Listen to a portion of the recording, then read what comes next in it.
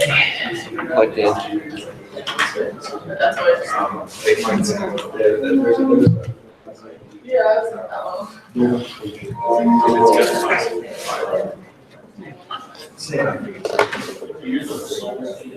Wow.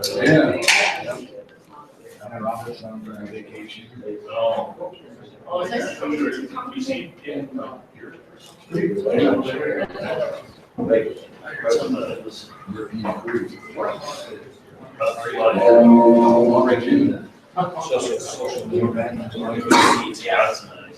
Can you see the screen share?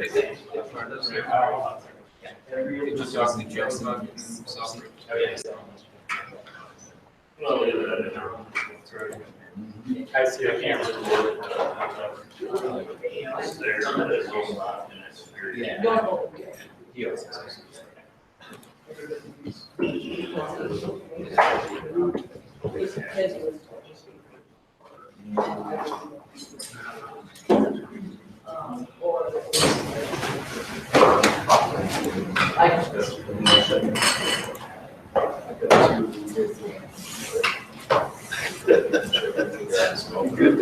Marla.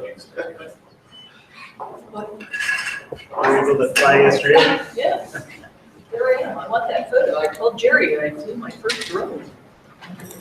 I was pretty excited. Look at Dave's face though. He's very nervous. It was possibly right when I was very close to a tree. But I will point out, I was not the one that hit the tree. It was somebody from Utah that hit the tree and damaged the system. You were not the one that hit the tree. You can only get so mad, right? Isn't he your supervisor?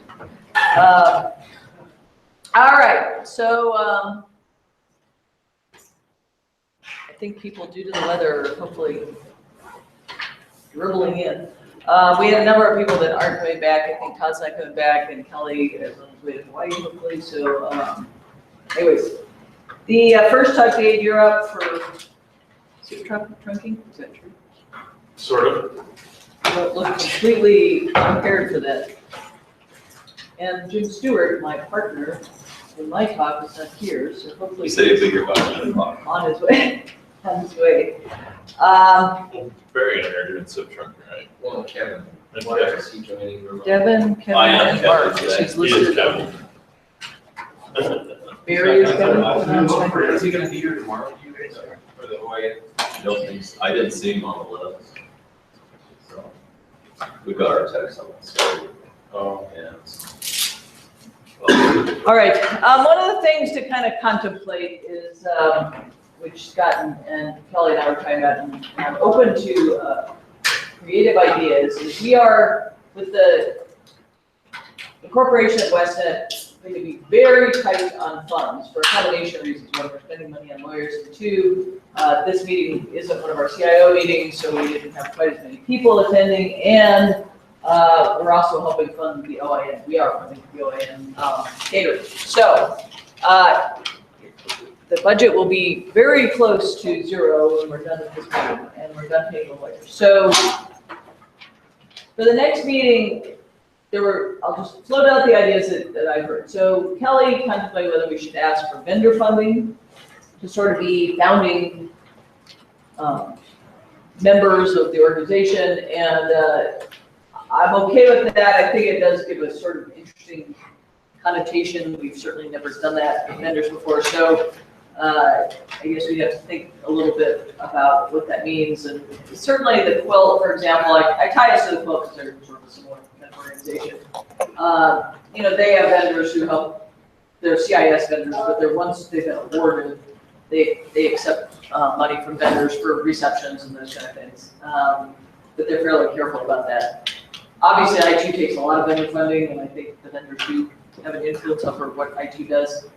So that's one option. And I don't have infinite vendor contacts. I think you guys have some vendor contacts. I have, Juniper and Cisco. And, so the question is, what would be our selling point of why they would want to invest in our organization? When I got vendor funding last year for the 30th anniversary, I sold them on, we were all bought a lot of their products, and and Cisco really was there at the beginning of WestNet, and so they did step up. Another option is just to increase everybody's registration fee from 150 to say 250, which is not still an inexpensive registration fee. It somewhat unbalances if you send a lot of people to WestNet. You pay more than somebody who doesn't send a lot of people to WestNet. Kelly also, I suggested, what if we went back to sort of founding members of WestNet and just asked for a donation of some amount. I think, my personal opinion is that it's a little bit harder for organizations to figure out what they're giving money for. So my approach to that was just have everybody, the first registration person pays 500, and then everybody under that, just pays the standard 150. And then assuming everybody sends someone, everybody kind of does that donation, but it's a donation in the way of a registration fee, so you don't have to explain the organization. The quilt does that. So first registration is one cost, second registration is far less expensive. And so if that's easier for your organization than just saying, hey, pay us $500, out of the blue. I don't know what I would put that. I guess you could call it a membership fee, maintenance fee, or something that you get invoiced for. But I think maybe it would be easier if we just did it as a registration fee.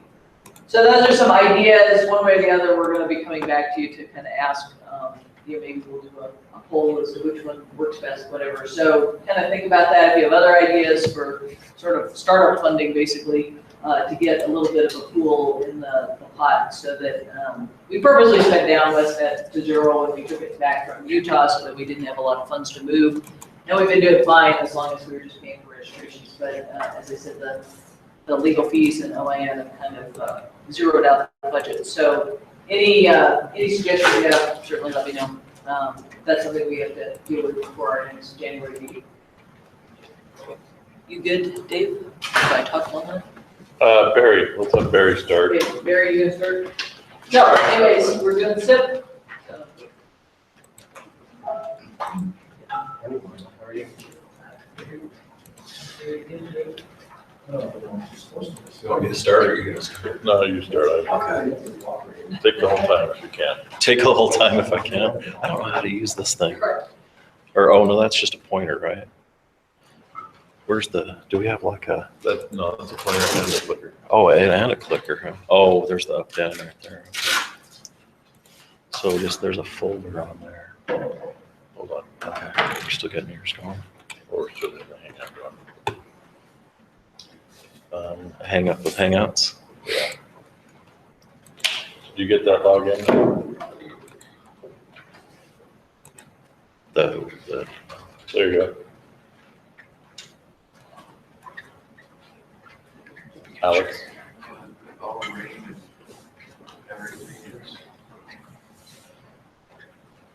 There's a folder on there, you say, right? On the desktop? Yeah, it's just a little very folder. Did that yesterday twice.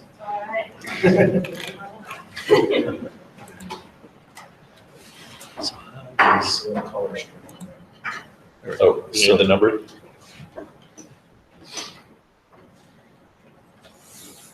So you just use that down button. Yeah, I noticed that. What happens if oh, there's a laser pointer. It's been a long time since I used a laser pointer.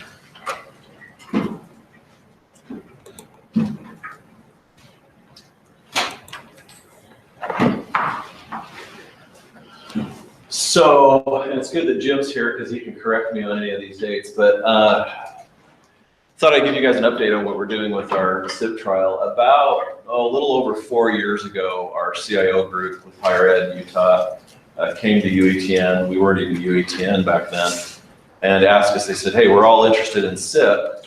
We're interested in pooling our resources for SIP. Could you help us figure this out and navigate this?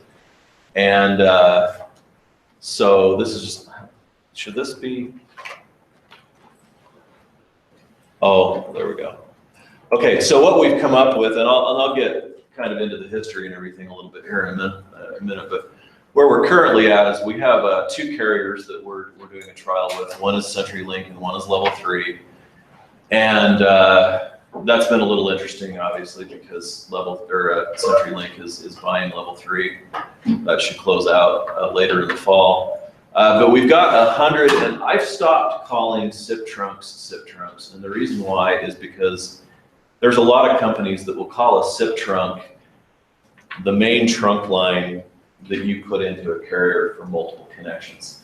So I've started calling the individual call paths the CCPs, and I can't remember on CenturyLink if they refer to them as CCPs, but level 3 does. So it's just a concurrent call path. So it's basically saying you got this IP connection into a carrier, and you can do so many, simultaneous calls.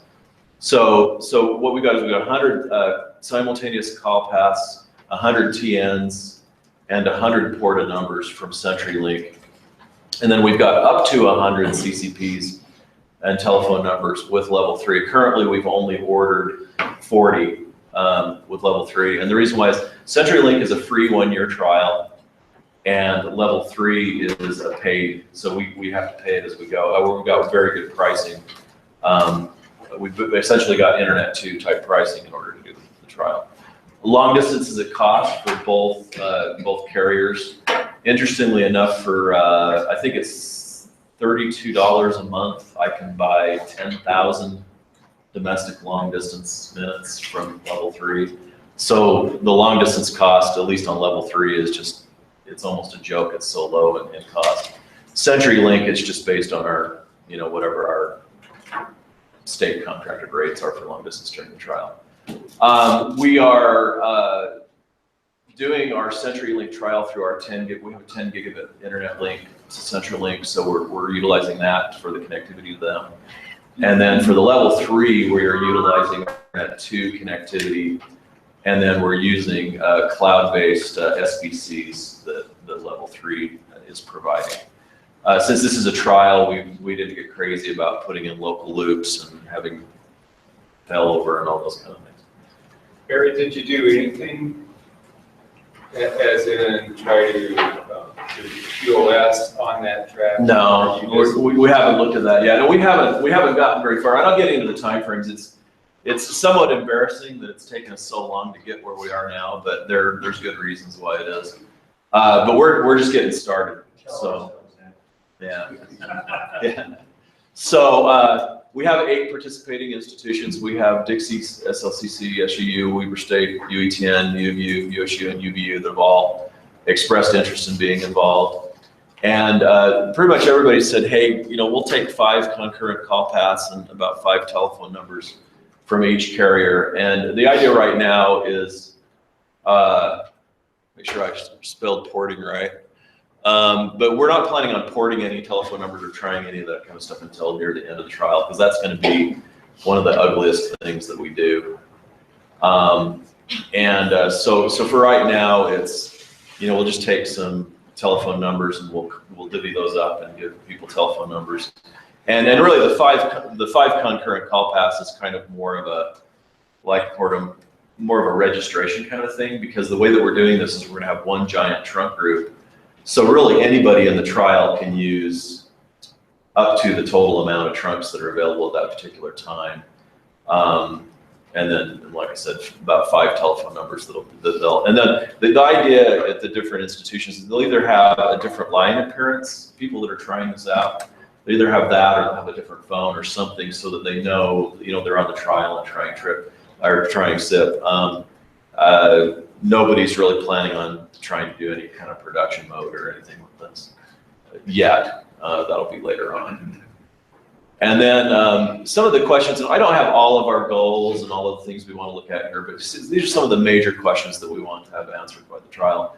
And one is, can multiple institutions, can we pool our resources into a large trunk group or large trunk groups?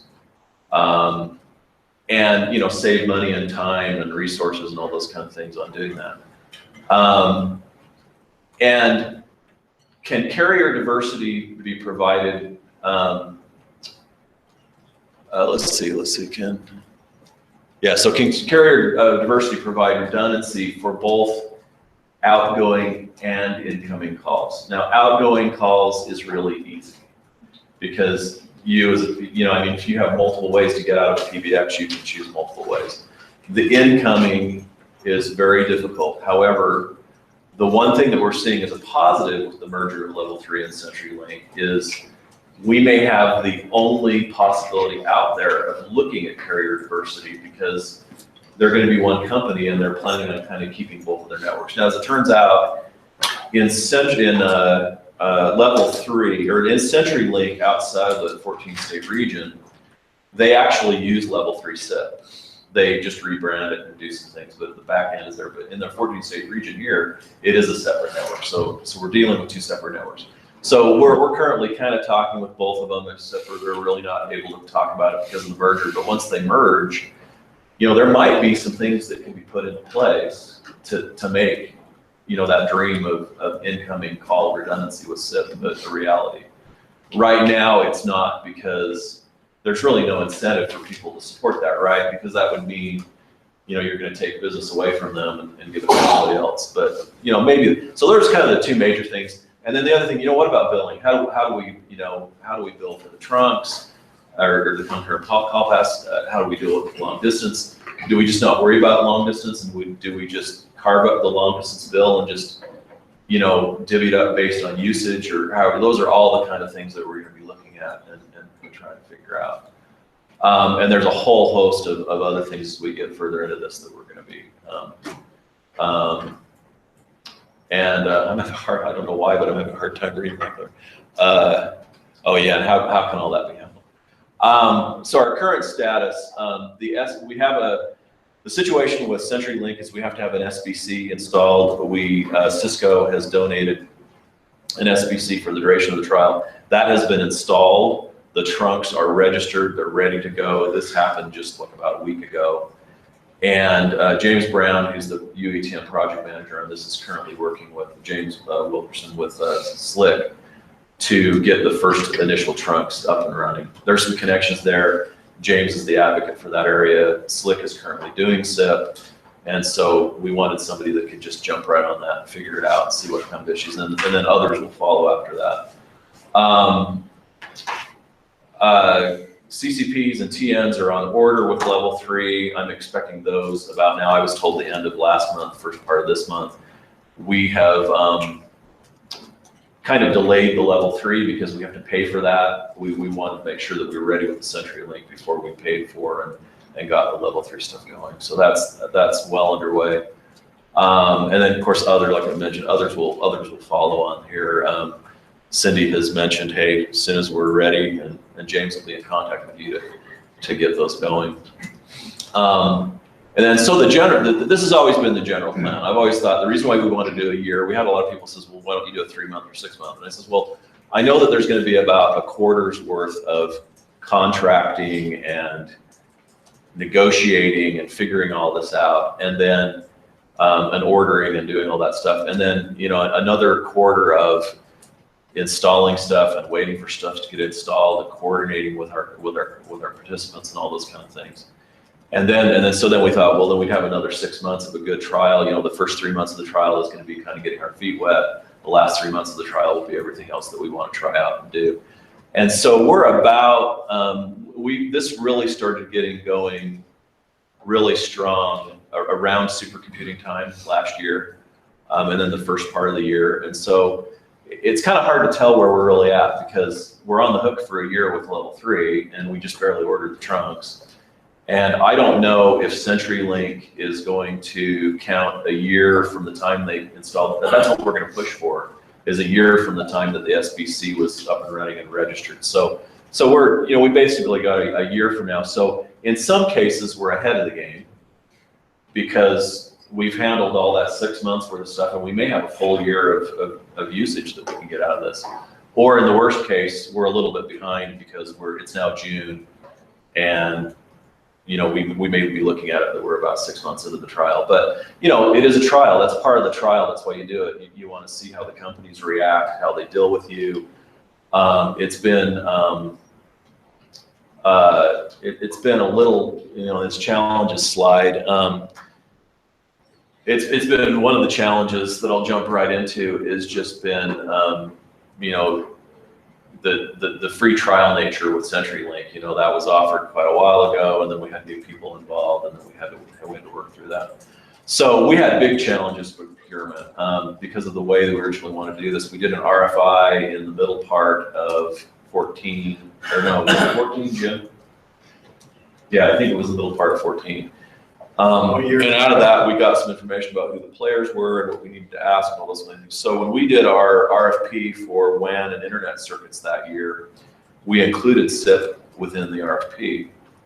And we got some not so great responses back, but it was kind of workable. But then when we went to purchasing and tried to act on it, they said, well, you didn't really specify this and this and the other thing. So basically we were kind of shut out, so we really couldn't do anything. So we went back to the CIOs and said, what should we do? And says, well, we're still interested. So then we did a series of bids. So we did a straight bid, got some fairly decent things. This free trial with CenturyLink was always on the table. And we got the bid back and we sat down with the mistake we made on that bid is we asked what the cost was for a year-long trial. What we didn't ask for was what it's going to cost us if we decide to continue things on after the trial. So the CIOs asked us, they said, well, let's find out what that is. So we did another bid, and in that we asked not only what the price is for a year trial, but what their current pricing was to move forward. So we presented that, everybody bought off on it. And then the delays since then have all been a little bit with purchasing and then a whole lot with the carriers.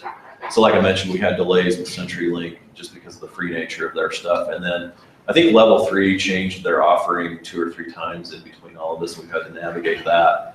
And then since we had delays with CenturyLink, we had to work with Level 3. So different things like that. And then We learned some things. I wouldn't say it was a good learning experience. yeah, we learned a lot of things. One of the other challenges, this isn't really a core competency of UATN. We're not voice people. I mean, Jim's got a large voice background. There's people that work with us that have a large voice background.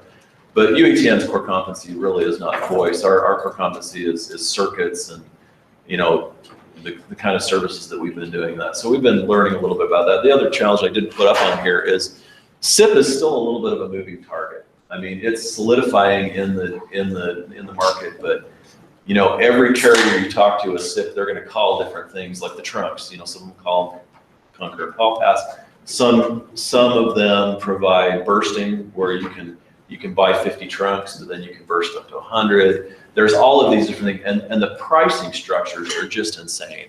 So from a technology perspective, there's nothing new or particularly interesting about SIP. It's really just a billing issue, and it's how carriers set up their billing and how they allow it to go across their network. Yeah. So really, I mean, the technology is the same. It's the way they're marketing it, and they keep changing it. And actually, things are changing for the better as we go on. Then the other thing, of course, resources. We're looking at primarily all the support coming from the carriers. We have a little bit of support internal, and then of course we've got support from the trial participants. So Barry, if I just add, the thing we really were interested in doing up front is determining if we could become an SBC and if we could just run, just become like a telco and run everything. And it turns out that just isn't practical. And so it really, instead of being able to use our network the way we'd like to be able to use it, just drain all the voice calls out to whoever the carrier is and let them run it across their network. So that even makes it less interesting. And I don't even know how much we want to be involved in. We will carry, some of that voice traffic will need to go across our network. In all openness, Barry helped me come up with a RFQ document for DU, and we're receiving RFQ responses from CenturyLink, Windstream, Level 3, and the Net Plus offering. But one thing that's come to my mind as I'm looking at these and evaluating them and looking at the redundant designs, I'd ask you, do you think you'll still keep a couple PRIs around with some type of backup router, with some type of flip the switch if the whole SIP back end melts down? So that's the other thing that happened in this 4 years is that when we started looking at this, PRIs, I think were in the $500 or $600 per month range, and then they dropped them down so that it basically, and Barry, I mean, you can call it SIP trunks, the reality is that the cost per trunk, if you're using it, came down to about the same as what you pay if you're doing SIP trunking. And so then you have to ask yourself, is it worth all of the headache to go through what you've got to relearn and redo? So I don't even know at this point if it just doesn't come down to whatever's the cheapest in a building scenario. I mean, it'd be great to get rid of everything over copper. Why do you do that? And yet, one of the other realities that we hit on early on, I imagine everybody knows this now, but it was that we're just putting in another internet connection. And so now all of a sudden you got to firewall that off, and you can't let that become part of your IP structure, and you got to make sure that you figure all of that out, because you're really not doing anything other than just putting another internet connection in. Right? Could be So- considered private, but yeah. It is, but it's still, you know, I mean, as far as IP and everything else is going to be, you can mess that routing up and cause yourself problems. Yeah, and so, you know, we want to try some things out. We want to do the trial and you know, we can see kind of how it works out. And it may or may not, you know, I think I've kind of looked at the numbers, and it does make a lot of sense. I mean, if everybody can pool their resources, I mean, there is some money to be saved. There's this dream of being able to say, you know, if you get into Erlang and Poisson and everything else, just say, well, just if I could have one giant pool and we could all use it, how efficient would that be? You could really cut back on the numbers of trunks you need and everything else, but they'll find a way to get the money from you some way or another. Yeah. And like I said, you could do that if you could use your entire network and then just do, like we did at Intermountain Healthcare 25 years ago, and do pop-off calls and you know, we use digitranslation and really use that. And I was hoping we could do something like that with our network here. It just would, it could be done. It's just so difficult. The lift is so heavy to try and get that. And again, it's just not our core competency. We don't have the voice engineers and the background, and when you get into all of what that would take, I just don't see that as being possible.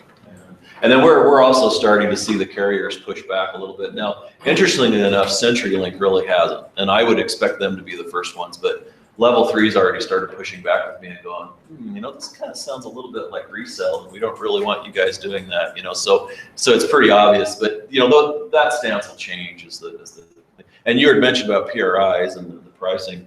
I think with Comcast these days, I think you can get PRIs for around a couple $100 a month.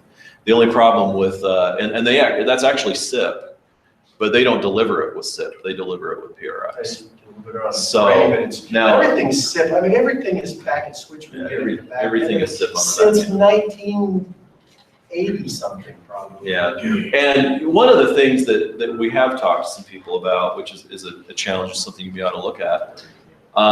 They're starting to tell us that the infrastructure that they've got for supporting PRIs is getting really old. And we're kind of getting into a situation like we did with the old DSS service, where they finally had to shut that stuff down because the equipment wasn't made anymore, it couldn't be supported. So they really do want to push everybody to, I mean, 4 years ago they weren't wanting to do this, but now that they're wanting to push people towards SIP. So, you know, that's another positive thing where the industry is kind of changing. A couple other challenges on there, nothing major. One thing I did want to mention is we do have a project at UETN that we're doing that's involving SIP. And so we have, right now we're redoing our NOC area, and we're going to be combining our NOC and our TSCC together. And Louis and Troy decided they didn't have enough to do, so they decided to change the phone system at the same time. So they're putting in a brand new Cisco CUCM, that's Cisco Unified Call Manager, right? And they're doing that, and they decided that they needed to go to SIP for that. So they've got about 50 concurrent call paths they're looking at, probably more in the future because we're going to be doing our conference bridging and things like that over it. So this stuff had just barely come down. They've contracted, that had to go out to bid, and Centricom, a local carrier, got that business, and that was really beneficial because they're actually in the DDC and they needed connectivity at the DDC with failover to EBC.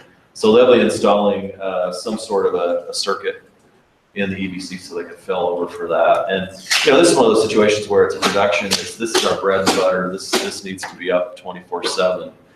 And this is just, I just got an email from James Brown just this morning that said, you know, next week they're going to be bringing those trucks up. So we have a lot of stuff happening here pretty soon. So any questions anybody's got. I mean, we're just getting our feet wet. We've got a lot of experience with dealing with So our carriers. carrier isn't even part of our pilot. Yeah, our carrier that we're using internally isn't even part of the pilot. Well, I don't, they did a two-stage bid, and I don't know, I wasn't really involved in all that. It doesn't matter, Yeah, let's, but you need it to was- move on to somebody But else. yeah, it just turns out that they just didn't win the business. There were some pretty stringent timeframes that stuff had to be up within, which neither CenturyLink nor Level 3 would have been able to meet. There's no way. You're talking about, I mean, it takes like 6 weeks. What are they, how long did it take you guys to provision yours? 6 weeks? It's about 6 weeks. Yeah, so from the time that you get everything into them and signed and everything, about the quickest they can get you trunks is 6 weeks, which is amazing to me because it's all bits and bytes, right? So there's no questions. That's in a nutshell, that's what we're doing. Barry, I have one. So you mentioned the aging equipment problem. I mean, we, for the university, I mean, we depend on the DMS 100 and, you know, it's ancient, right? And, you know, we've got PRIs and we are moving to SIP as well. But what's the sense when you talk to these carriers? A lot of our remote clinics, for example, you talked about redundancy, and I know Chad was mentioning, do you keep PRIs? For our clinical environments out in the community, they get VoIP calling and VoIP solutions unless the internet, the network, so to speak, goes down. And then we have via survivable gateways in those clinics, and that they have PRIs connected to them, and that keeps them alive and happy for at least inbound and outbound calling in the event of a major event on our network or whatnot. At this time, it's a significant cost per month to keep those PRIs, even though, as Jim Stewart said, it's getting cheaper. But is there a point where they're going to say, because the equipment's aging and everything, that they're going to start raising those prices again to discourage the delivery of PRIs, as you talked to? Yeah, that's essentially the discussion that I've had with CenturyLink. And I think your PBX equipment stuff's gonna be viable for good. All of this equipment's viable, right? But it's whether they want to invest in SIP moving forward, or if they want to invest in keeping PRI and ISDN technology alive. I mean, all technologies have to eventually die, right? Yeah, but they'll just start raising the price. Yeah, they'll just. Well, and I'm just saying, since you're having these conversations with all the carriers, I mean, are they giving you any time frame? I mean, our University of Utah contract with CenturyLink expires in 2020, and we're afraid that, you know, that the prices are gonna change, right? And we just don't know. I think it all comes down to their corporate, you know, it's gonna be really interesting to see what goes on with the whole buyout of Level 3. You know, if you talk Level 3, it's a merger, but it's really a buyout. Definitely position yourselves to be using SIP or whatever you want to call it, trunking. Yeah. You need to have that in your arsenal, right? You've got to get some experience with it, even if it doesn't become your standard production. Yeah, I don't think there's. PSTN. Why do they even have PSTN and telephones on our desks anymore anyway? When was the last time you used one? Well, we have it in key critical care areas like the ER. They have. That makes sense, but I'm just talking about for the, you know. For your general, yeah. The only thing I use my desk phone for anymore is for conference calls for the speakerphone. We use WebEx for that mostly. Yeah, and then most of mine internal are WebEx now, but it's like I do a lot of external conference calls. But yeah, to answer your question on whether to keep PRIs around for you now, yeah, probably. I mean, back when we did VoIP, right? Didn't we we kept some POTS lines around for emergencies? That's what we're doing you know? on our remote sites. We're moving to the Cisco 4300 series router. We're buying the cards to land some analog lines. We're enabling the SRST function that comes with the licensing, with an ELA license agreement. It's tricky. We're learning about it. We're getting there. But we feel that if the internet goes down, they still should be able to make a call. Yeah. A lot of our remotes are 10 or less phones, so it's not a big need for a PRI per se Yeah, to land. But I heard your challenge earlier, you treat all your sites like a network extension with a 1 gig or 10 gig. Well, to really use Cisco's solution, you need a site router to do SRST and do that redundancy. So that'll be tricky to replace your Avaya with something new and how that might work, but that's going to come at a cost, and we'll have to buy those. Yeah, exactly. So, Yeah, then another, since we're on the subject, another interesting trend, and we're starting to see this at some of our schools as we do new projects, is as you know, a school might get tore down and a new one built, and other things, is CenturyLink is not running copper into places anymore. neither is Verizon. And I can't remember the name of the technology, but they basically got a box that's connected with fiber, and what we're running into is they kind of have there's a critical mass that they have to have in order to do that. So you've got the school and they need like an elevator control and maybe one other one, and they're like having to go to another carrier in order to get copper because they're not supporting that anymore. So you can see the writings on the wall. They don't want to support copper. So Cindy, you have. I was just going to mention that on the PRI, and there's a lot of carriers when I talked to before that they kind of said that with SIP, you still may want to do like a direct trunk overflow to a PRI for those essential telephone numbers that, you know, have to stay up here in case the network goes down. But like at our remote sites, what we're planning on doing, even though they have a survivable switch out there, we also have 2 different paths data connections coming into each one of the clinics.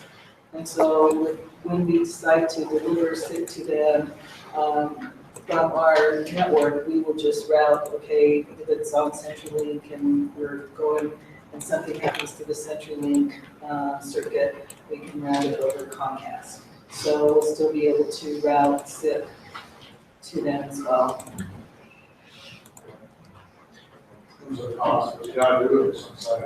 Yeah, well, our clinics are, you know, they have to stay. Yeah, medical, you got to have that, right? Hey, well, thanks. I guess I'm turning it over to Dave. To Cindy and Dave. Oh, to Cindy and Dave. Awesome. Thanks, Barry.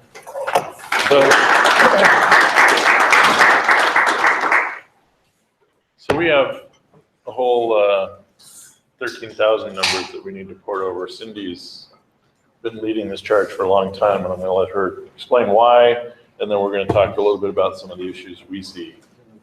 So we started a small little project with you where we had some, for our upper campus, we had some manholes that were going to be displaced by a new building. So we had like 4,000 phone numbers essentially that we had to change over to different technology. We typically have been mostly Centrex on campus. So we've had to change over from Centrex to Avaya or Skype on upper campus. So we just finally. Pardon me, but your upper campus is primarily the med school, right? Right. And they've historically been kind of separate in how they do everything, is that right? No, they've been, we provide services for them just like we do lower campus, our academic areas. We have 3 different platforms that we're providing service for. So we have mainly Centrex, which has been mostly lower campus, our academic area, and a lot of it has been up in our hospital community. And then we have Avaya that we've been doing mostly on our remote clinics, and then we've been implementing Skype for Business as well to lower campus and just, you know, different places that require it. So when we got to. So, just to clarify, so upper campus includes, we consider it health sciences. So it's the College of Health, College of Nursing, Pharmacy, Dentistry, School of Medicine, and then hospitals and clinics. So it's more than just that school of medicine, and then we have a bunch of research buildings up there as well. Yeah. Thank you. And Jim is the CTO over all technology for both the health sciences and campus from that perspective. So it's, and we've been united in, at least from a telecommunications infrastructure perspective, all Cindy's been providing, even before I got involved, Cindy was providing telephone services to the hospital for years. So with the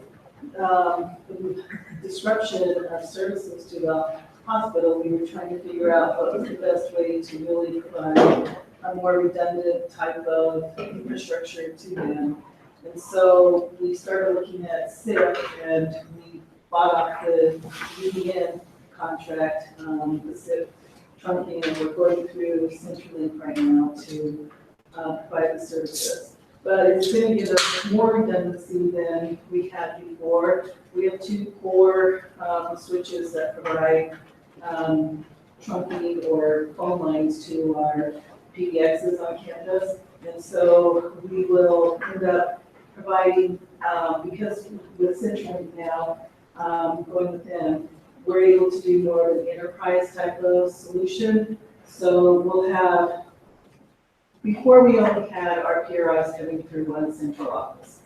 And now we have 2 central offices that will be in play with our SIP, our SIPs, whatever. But anyway, so with the SIP, we are going to have 2 different COs, the East CO, the main CO, providing services to 2 different data centers, coming to 2 different sites on our campus for our core services. The big part of porting phone numbers is still going to be a hassle. We thought it would be easier because we would be all with CenturyLink, but that's not the case. With what we have right now is, we have local services through CenturyLink. But when we go to SIP, it becomes more of a national type of product. So it's still going to be the same type of hassles that you would have between any carrier, porting phone numbers from one carrier to another. So we're starting out, we're getting our new circuits installed next week, and we have 50 telephone numbers that we're going to be porting over to trial it. What they've been telling us as far as porting numbers is that there's a sweet spot of 40 to 3,000 numbers at a time.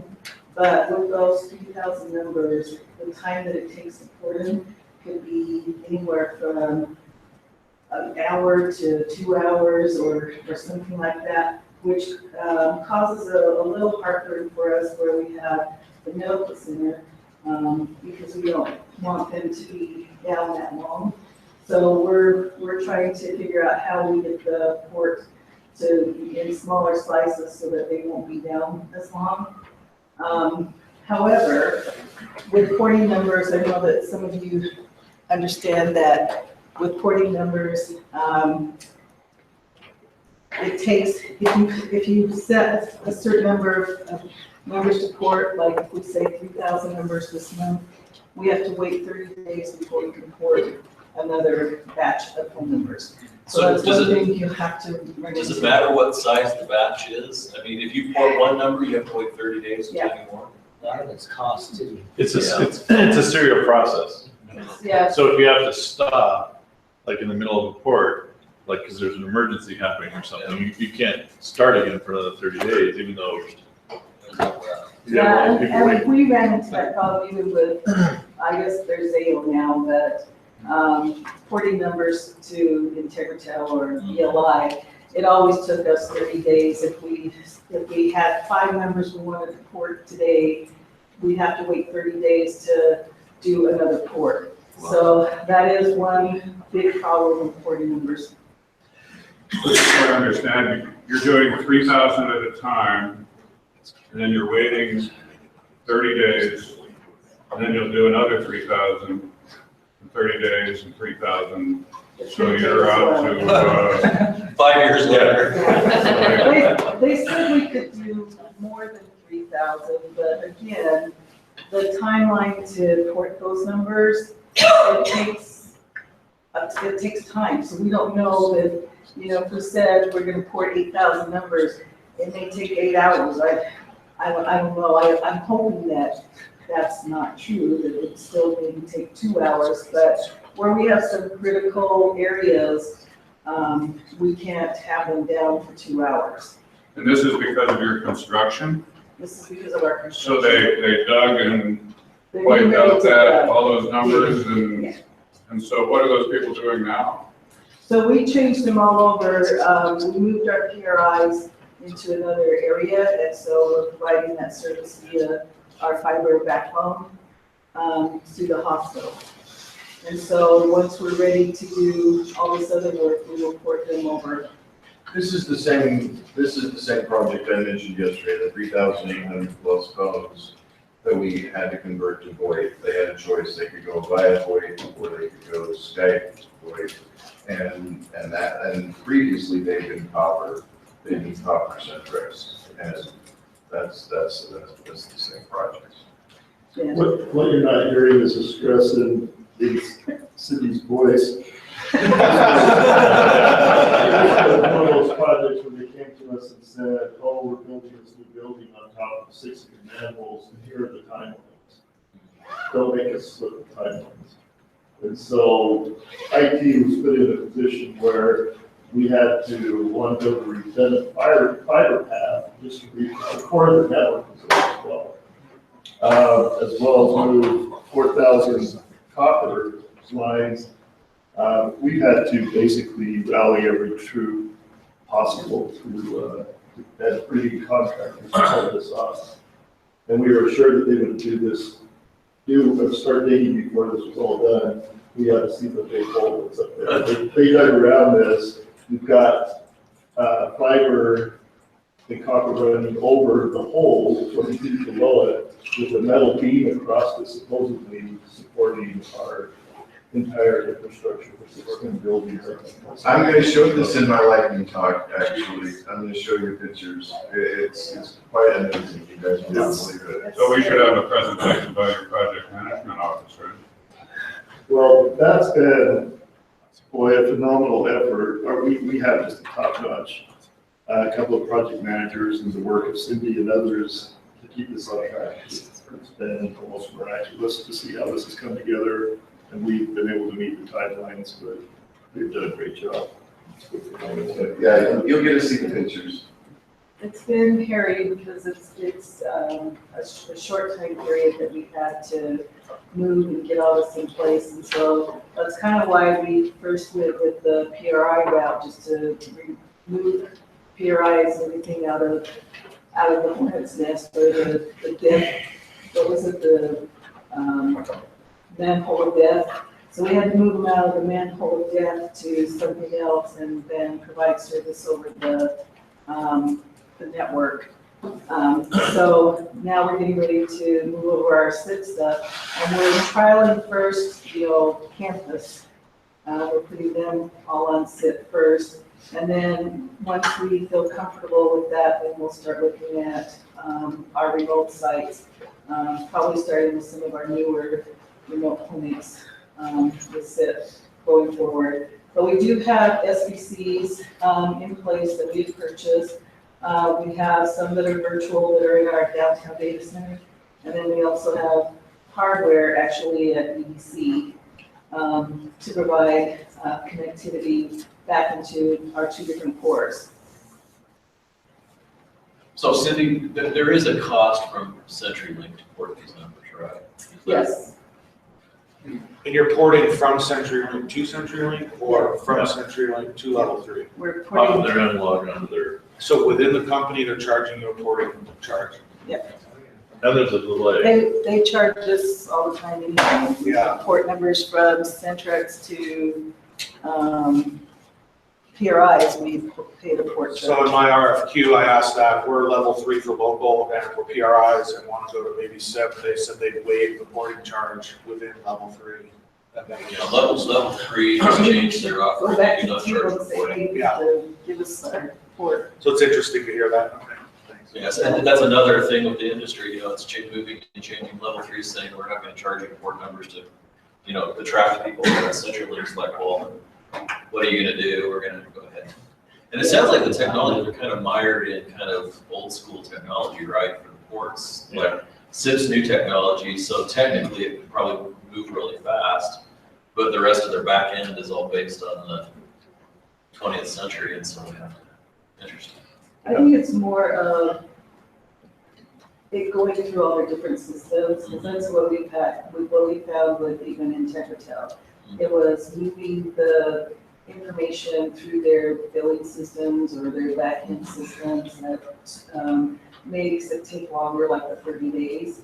But we'll see. I'm hoping that, when we port a large chunk of numbers, that it's less than 2 hours or something. But what they're hearing, what we're hearing around, even within other carriers, that the porting really takes a long time. So, and I don't know if it's different with level 3 or not, but what we're hearing is the larger the group of members reporting, the longer it's going to take. So I have a question about the bullet on local PRI versus national. So John, you said right, or previous, you had one CO, right, providing the PRI. I understand that because it's a physical connection. Right. But when you move to SIP, it is a national IP thing. So I think you also said now you got like 2 COs. Right. So how is the local CO, what's the connection between that and this national SIP? Is that just for local calls coming into the university or something?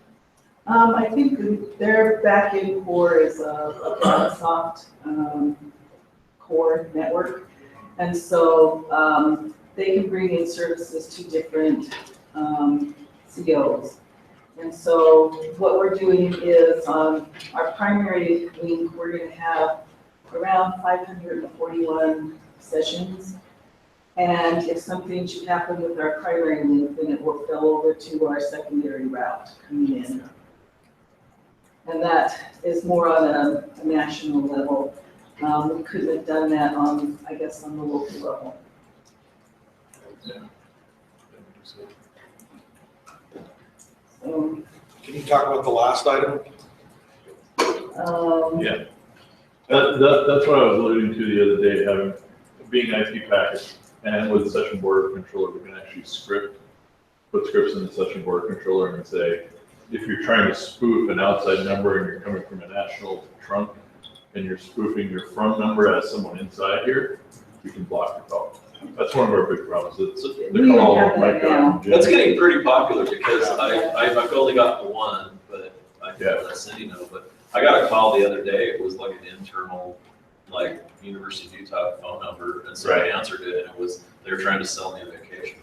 Right, but see if it's coming, if we get a national, if we get a national phone call that comes from Alabama or somewhere off the internet, and we say, okay, you're proposing to be Jim Livingston making this call. We know you're not making a call because you're not from the inside, so we can block things like that. So you said you would do that on your SBCs. I've asked my respondents to provide pricing whether they would run the SBC or I would run the SBC. So the carriers run their own SBC They do. in all events, but in our experience, they set it up just as a base to protect themselves. They don't care about you. Well, and actually CenturyLink requires that you have your own SBC, right? I don't even think you can provision SIP with them without an SBC. So they provided pricing for both, one where they manage it and run it. Oh, yeah, they'll do that. Or it's yours and you can touch it. And so Yeah. I'm weighing that along with your point, expertise. Now I'm training 2 or 3 of my engineers to really run and operate those SBCs, which has some advantages, but then there's some disadvantages. Now you're asking people to do more things that are already busy. However, control of that is going to be really important. Probably, I would imagine this is going to be one of the big security breach kind of things that go on in networks here moving forward. Is going to be either people hacking your SIP trunks, doing spam calls, or and so if you don't protect that, then do you really want the carrier? You don't have a private call center anymore. Yeah, Barry, you asked me, or you recommended I put that in my RFQ, and I've gotten some interesting responses from the carriers on how they protect their own networks from DDoS attacks. And I've gotten some interesting responses to that.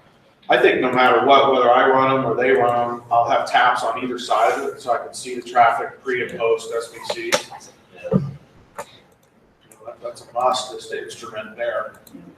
Oh, and, not to segue too far on the whole span thing, but span thing, we've had, Phil Titus in UBC sending us call, and he literally every week, he forwards us his 20 or 30 spam phone calls that's been coming into him. And the reality is when we trace them all back, every single one, we go through all the work of tracing through all our PBXs all the way back, hours and hours of logs. Every single one traces back to coming from the trunk, from the CenturyLink trunk, from the carrier, with that particular caller ID. Look at the spammers got really smart. And so, it leaves us with, how do you, and when we approach CenturyLink, they're just saying, well, That's how it it is goes. what it is. That's exactly what they say. They So we found got the the pressure. loopholes and there's. It's almost like they don't know what net citizen commands are that we put in our routers today. Why wouldn't you do that on a voice network? Filtering. Well, it's interesting because they went from just kind of making stuff up to putting nothing on there, and now they're like trying to figure out the use of these. Well, you remember my presentation from 15 years ago when we had an asterisk box with a SIP trunk and I called for the president's house. Yeah. Same technology. Still. Okay. Any other questions? Oh, one other thing on the PRIs, we do have to keep some PRIs in place between our Centrex and our PBX, just because in order for us to still continue with 5G dialing. So if we wanted to, like go over to one of them for some key phone numbers, we could still go over to them as well.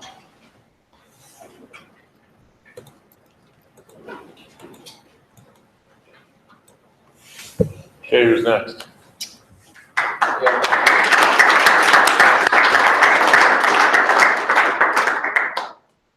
You guys done? Is it? Kind of confused. None of the names that are on the agenda are you spoke. All right, so Jim and I are up. Jim's got a stop at 10, so he's going to go first. This is our usual, I think we actually skipped it last January, but We did. this is our update on, we don't ever talk, so we may overlap. I'll try and skip over stuff that Jim's already talked about. So, we talked. I'll just give you my perspective We on just don't things. talk so- about this topic. So, Right. and we have a half hour, we're a little over scheduled here, so we have a half hour break, so we'll probably allow 15 minutes into the break since it's not really nice. Might get us caught Not up like you can too. go out and go for a walk. This sunny Utah, You can walk, you can go for a walk. although the forecast did verify, so. Hasn't rained for 3 weeks. Besides the rain. Beautiful day for a walk. I walked down from my office. How far is your office? 10 minutes. 1,300 steps. Oh, yeah. Yes, Do you hear about conference, phone lined up for that 10 o'clock sighting? It's just in my WebEx, my WebEx information. Yeah, just in my WebEx. There's these cute little cuties over here, this migration station. Is there a room we can step into and take that call, that summary, Senate call? Do we have anything available, right? Jim, Yeah. right over here on this, along this wall, there's a meeting conference room. Okay. And that's all. So Scott, we need to step out and take that. I forgot my headset today anyway, so I'm gonna have I have 2 or 3. to. About ear infection. Ears, I think I got. No, I'm sorry about mine. Never mind, I don't think I. So let me go ahead and get started. I can talk about a couple things here if I can remember what I.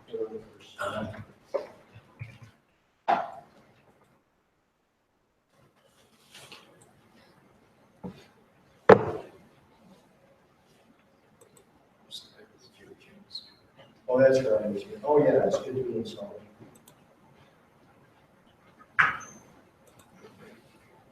I wanted to talk about what's going on with Internet 2 to start off with. I've been part of the NAOP PAG, which is, I don't even know, Network Architecture Operations and Policy. PAG, it's a Program Advisory Group. So, so anyway, welcome to Salt Lake City again, and just good to be here. I'm sorry about the rain, but it hasn't been like that. Snow. Snow, yeah, it's nice. I actually like it a little cooler, so that's good. With Internet 2, this NALP has been wrestling with, and what we're tasked with is trying to give Internet 2 staff some ideas about how to make this investment. They got $60 million to spend over the next 5 years and for the next generation. So it makes it pretty interesting to be part of this PAG, because we're actually talking about spending money and making investments. And, you know, they're using a lot of words like innovation and platforms and white boxes and things like that. And there's a white paper that went out 2 or 3 months ago. I think if you're interested, I could send that to you. It just talks about the white box concept, and the metaphor they use is something like a smartphone where got a lot of people developing applications that can put into that and be used. And so a white box or multiple white boxes. And when you talk to different people, I'm pretty close to the CTO office, both the CEO and Mark Leone from Sienna. And when we talk about white boxes to them, they envision actually maybe 200 or 300 different companies that are. Scott? I hadn't seen that, so if you would forward that to the WestNet at I can get that up here. ucar.edu, then we'd all get that. Okay. I'll just check and make sure it's okay. If I do that, I think it is. So then I talked to Glenn Reichert at the Global Summit, and he just told me that he thought it probably was more like, you know, a dozen or half a dozen companies that would be doing white box implementation. There are some that are already out there. We're working with Corsa at supercomputing last year and this year, and they've got different packages that they've put together for DDoS mitigation, for scheduling of trunks and things like that. And so it's kind of interesting to look at that. I think that we're trying to figure out that technology piece, and then I believe that what's really going on in the Internet too right now is they realize they've gotten over to be more of a production network, and they're trying to get back to their roots with research, figuring out the research direction that they want to have. And so I think it's a good, healthy discussion and something that is interesting to be part of. I'm sure all of you know that they've announced recently new CEO. Got the NALP meeting tomorrow at noon, conference call. I think he's going to be involved in that. That'll be my first opportunity to meet him and to have discussions with these things. But he comes not, I think he comes with Time Warner, doesn't he? Yes, table. Yeah, so not out of research, so makes you wonder how that's going to go. As far as UEN is concerned, we have a request that we're talking about now, we'll be finalized sometime later this month. We'll go to our legislature for the funding, and our number one priority this year is going to be getting a second 100 gig circuit from Las Vegas. And that's where we're thinking the best direction to come from. Now, Internet 2 is talking to us, and it turns out that, I can't even think of it. There's a couple places in Utah that they have a presence that it could get to, but it turns out it's probably going to be easier for us to get 100 gig from Las Vegas than from somewhere out in the middle of the desert in Utah. Although it's always fun to go to the middle of the desert. So we're looking at that, and I'll mention here in a bit some of the projects that we're doing, Trevor. What do you think in your timeline is for that second lane? If we get funding in January, we'll put that in sometime June, July of next year. So what we're also doing, and I was going to mention this at the end, but probably better now. So we actually put out priority this year to get 100 gig from St. George up here, and that got cut out of the budget to request the legislature. But with the last RFP and the funding that we saved from that because we had another round of big cost cutting from our vendors for gig and 10 gig circuits. We're going to be able to put that 100 gig circuit in this next month, I guess we're going to be working on that. So that's going in right away. So we'll have that done. And I'll mention some other things that Kevin's working on. In fact, we've got a retreat at the end of the week with our board, and 10 minutes of that I'm going to turn over to Kevin Plyer. He knows about it, but doesn't know exactly what I want him to talk about. But some of the interesting things that he's doing with 100 gig, and I'll mention that in a bit. But that's what I know about internet too. I think there's some interesting things going on there. And I'll mention some other things about that. They're just, everything kind of gets muddied together. PBS, I'm on a working group with PBS. I got to draw into that because of Bill Titus. And so they're looking at transport alternatives, and security is a big issue with them. And then with this whole consolidation of master control, our master control has moved outside of EBC that's here on the campus to Syracuse, New York. We've got a level 3 connection that connects them, and I think it's a 10 gig connection. No, it's only like 1 gig. it's a sub of one. It doesn't take a lot of Yeah, it's not a bandwidth to lot. be able to tie the master. Oh, no, it's like 400 meg or something like It took a long time to get it actually installed, Forever. almost a year. Yeah, but that wasn't because of us in this case. So I continue to be on that working group. It's interesting because they're really not networking. They don't know IP at all, and they're trying to figure it out. So it's been kind of a fun group to be a part of. Utah Ignite, which is part of US Ignite, Pete's still running that. It's really more community-based, and they're seeking grants. So Pete's always trying to track down grants and working with Joe and others and trying to figure that out. There's some folks on the state level that have some interesting ideas about what this ought to be. We're still trying to figure this out and figure out how to make Glen Reichart happy because we're one of 10 states. It's really quite limited, but we're still really struggling along with what we need to do there and how we make that work. So Pete continues to work on that. E-rate is very important to us. We probably get close to $20 million a year in E-rate reimbursements. We're trying to do category 2. We went through a large effort this year to do a category 2 contract, and we've just run into a load of roadblocks from USAC, who doesn't like consortiums and wants us in with all the other consortiums that are just buying consortiums, and there's no real designation for state networks, so we're just having fits with that. Cisco did us not a great favor by coming back after we'd signed contracts and then saying that the pricing was only good for the E-rate eligible entities and not for our colleges and universities that weren't intended to be part of that. And so we're wrestling with that. Even though the RFP is complete, we're not through all of that. And we actually have discussions next week where Ray and 3 others from our staff will be back in Washington, D.C. talking with USAC about some things. So we have some real concerns about that, plus with Commissioner Pai. He's saying some things we really like, but there's other things that are up in the air, so I guess just like everybody else, we're concerned about what's going on the federal level. We're doing some things working with some consultants and lobbyists back in Washington, D.C. to figure out how to deal with the issues with USAC, and I'll talk about a couple other big issues right now. The Daggett Fiber Project, we actually have between Daggett and San Juan, and so Daggett's that area that's the county that's just right up there below Wyoming, kind of up there in Utah. It's our smallest county. I think there's only about 800 residents in the county, and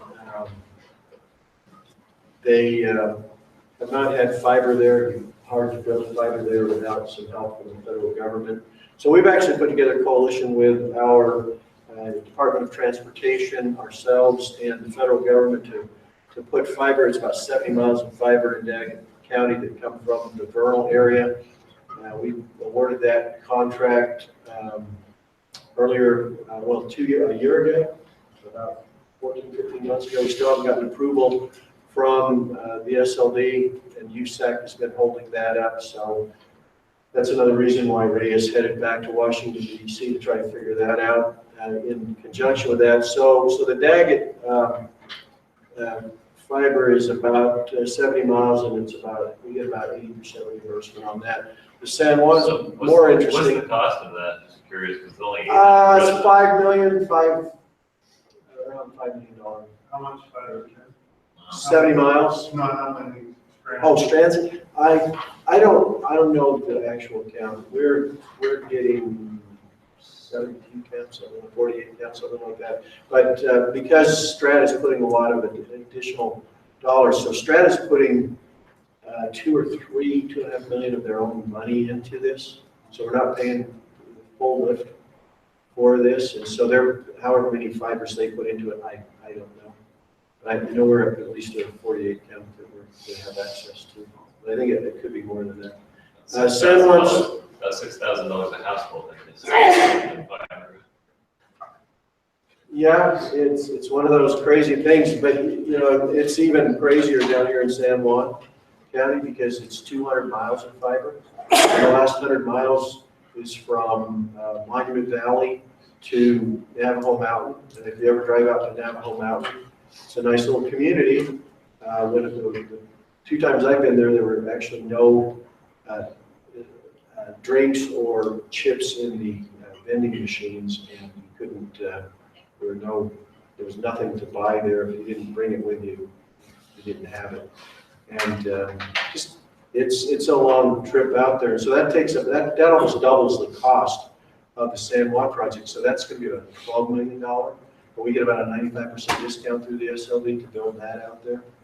That's one of those things where those communities would never get fiber if it weren't for the E-rate modernization. And so if we can make that happen, we want to make that happen, but there's just so many obstacles and barriers. We awarded an RFP award last year, 15 months ago or so. We had to cancel that award. The carrier came back and said that they had severely underestimated what the costs were. We were backing out of the award. So we went back and re-awarded it this year, but we only awarded about 40 miles and only about 4 of them in the Navajo Nation. And that's going to be our biggest problem because no matter what else you do, no matter what the costs are, anything else, the rights of way are the biggest issue that we have to deal with because we don't have enough time for you to tell you all the stories, but we found out that there are grazing rights out there, and my wife looks, that means it's grazing rights, what are they grazing on in San Juan County? And yet those who have the grazing rights are able to cancel out. They can basically veto even if the Navajo Nation chapter houses and local businesses all buy off on it, somebody with grazing rights. Are the state roads out there not actually state roads owned by the, because I thought you could always go along roads. We're dealing with Lynn Yoakum from UDOT on that. Turns out that it's not the same as every other state road.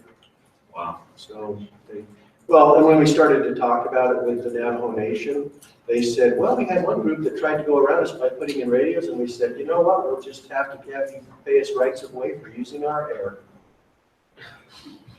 Well, they clearly don't want internet adequately, so, you know. Yeah, if you've ever stayed in Mexican Hat in one of the hotels there, good luck trying to get your email. You're definitely not going to stream anything, right?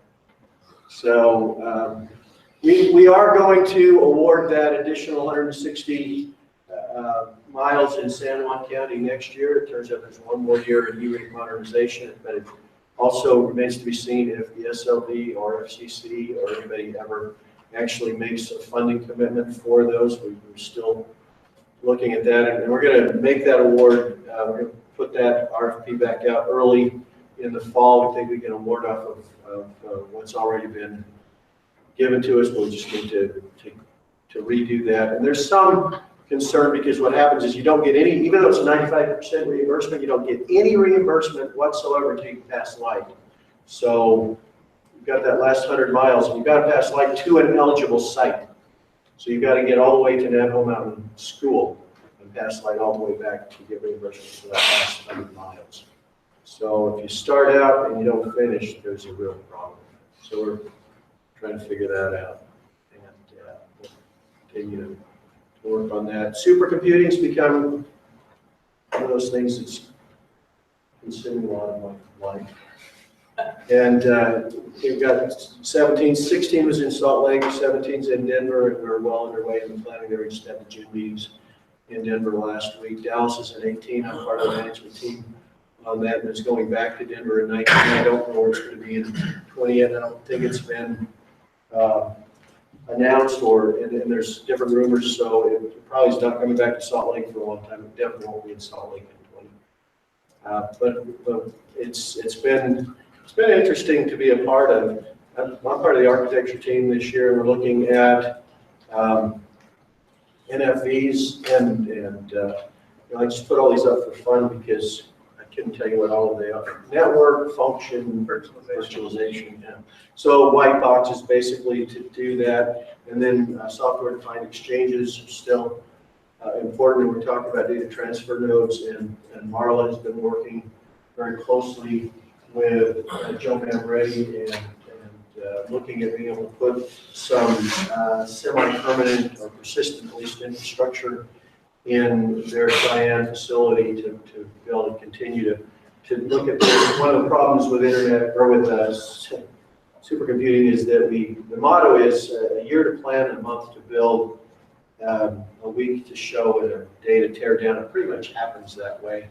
But the issue is that it's that month to build, and if you only have a month to build, for instance, last year we brought in 3,100 gig circuits, and just to try and get a 100 gig circuit up and tested from New York or DC or Seattle or Sunnyvale or LA or Miami back to the Salt Palace, or in this case, we're going to be there in the convention center in Denver. It just takes a lot of effort. One of the cool things that happened in Austin that I thought was kind of fun is that I was out there, and you have to take it in context, I guess. I was out there at 2 o'clock in the morning at the Ben White facility of CenturyLink working with some engineers, and I could hear them talking on the phone. They had one of the engineers had his speakerphone on, and the engineer in LA was saying, okay, I'm applying the light. All right, I see it, and it just happens just like that because of the speed of light, and it's kind of fun to think, I mean, how do they make all those connections, make that happen from LA to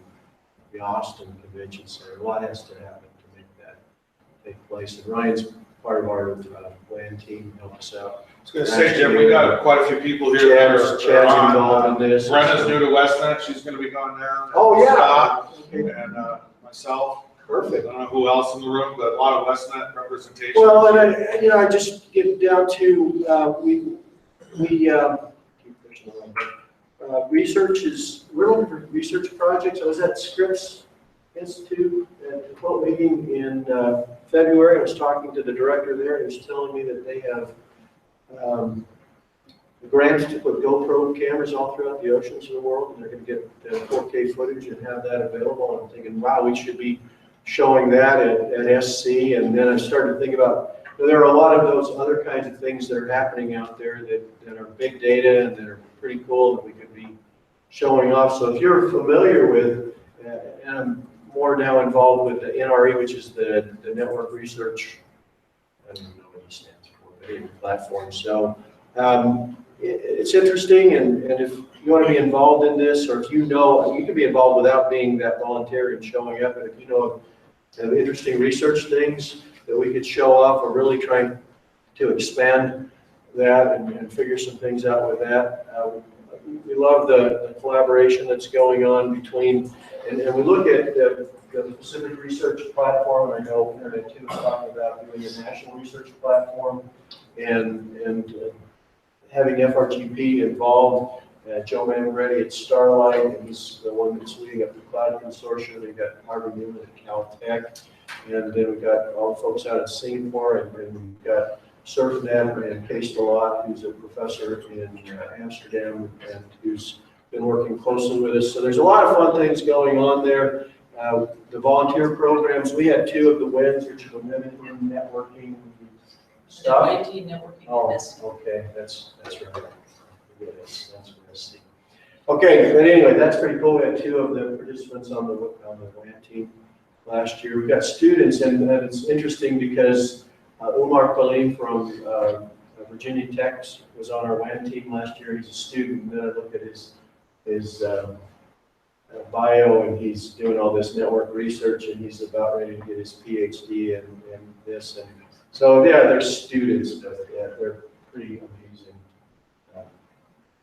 It makes me wonder, like, what am I doing under this program? But it's fun to be part of. We're trying to really implement, and it's something my wife has talked to me a lot about and taught me about from the medical industry, but the idea to learn one, do one, teach one. And so I don't think it's intended that you get, you volunteer or you stay in SC forever. I was in it for 3 years and then took a year off and they got brought back into it. I'm going to be in it for a couple more years, and then I'm planning on graciously or hopefully graciously bowing out. But, we want to get people in, trying to be part of it, and then move on and have a lot of experience, and it should be a good opportunity. So if you're interested in doing that, we're looking for volunteers, and it doesn't have to consume your life forever, just for a while.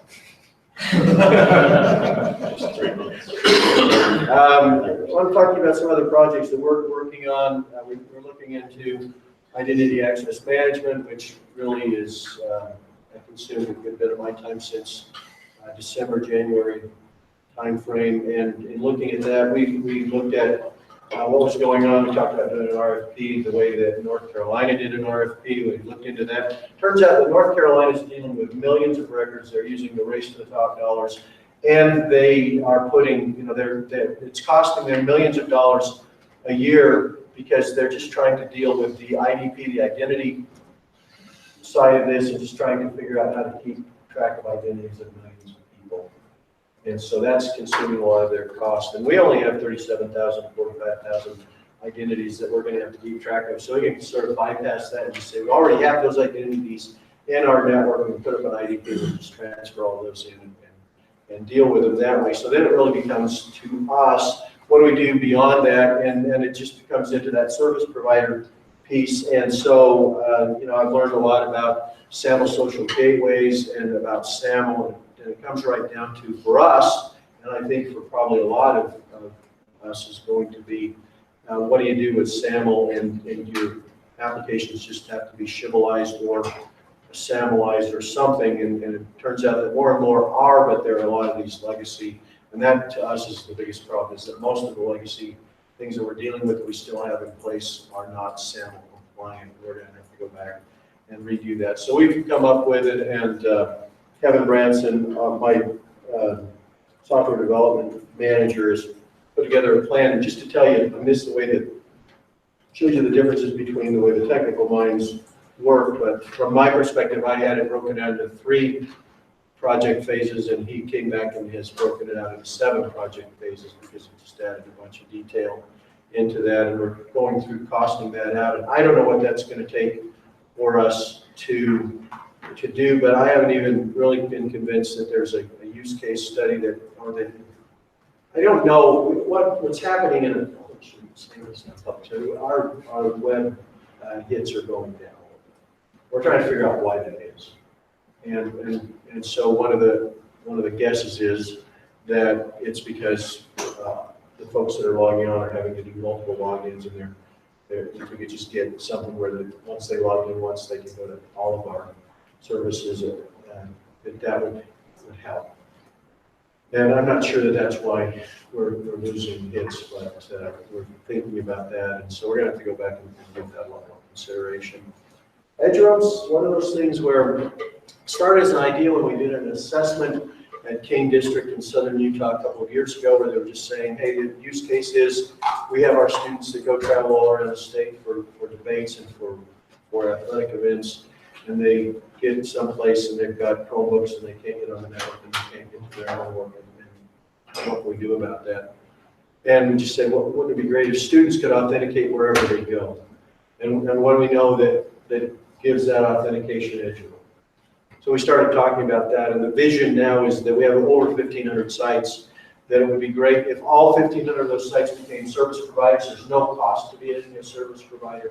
If we could get all of them, and then we've got the state that's got another 400 sites. We'd love to get the state involved in being able to do that. And then if you've got the Salt Lake City that has 80 sites, they've got the airport. So we started looking at that, and so we're having these discussions about how can we get everybody to be a service provider, so wherever you go. So if you already got Ed Jerome, you should be able to go anywhere. In our meeting, our tech summit later this week at a middle school in the southern part of Salt Lake City area, we have Ed Jerome set up for that. We had a CTO retreat a couple weeks ago in the same district at the district office. Ed Jerome set up there. So it's becoming great for us to do have Ed Jerome to just be able to go over and walk in and have that wherever we go. So that's one part of the vision. The other is trying to figure out what we can do with the K-12 student, and we have been having these ongoing discussions with Internet 2. In fact, when I sat down with Philippe and first articulated what we're trying to do, he said, it's interesting that you want K-12 to be involved in this, because one of the first use cases they looked at was K-12, and they wanted to solve that. And going back to the very beginning, they've never been able to solve that. And we're trying to figure out, there's a couple ways that we're working through that. I won't bore you with what we're trying to do there, but the quest continues to get that figured out, and it's going to be one of those really difficult things. If we ever do get it figured out, it'll be great. We've also retrenched a bit and just said, okay, if we could get Ed Jerome available for all of the faculty and staff in all of these districts, that will be good. And then if we could find some way just to get the students within the district to have some sort of authentication like an Ed Jerome or use. So we could kind of look at like Ed Jerome or something that could be same technology, but just a separate SSID for the students.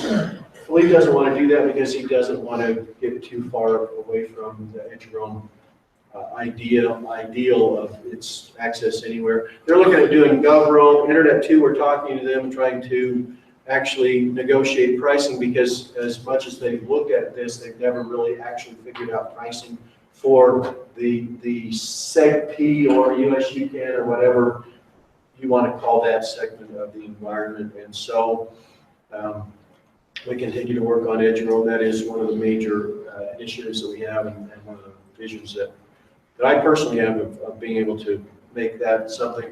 When you explain Ed Jerome to even a legislator will understand it very easily and get excited about it. It's sometimes pretty hard to get, because they got so many things coming at them to get their attention, but they do see the value of this.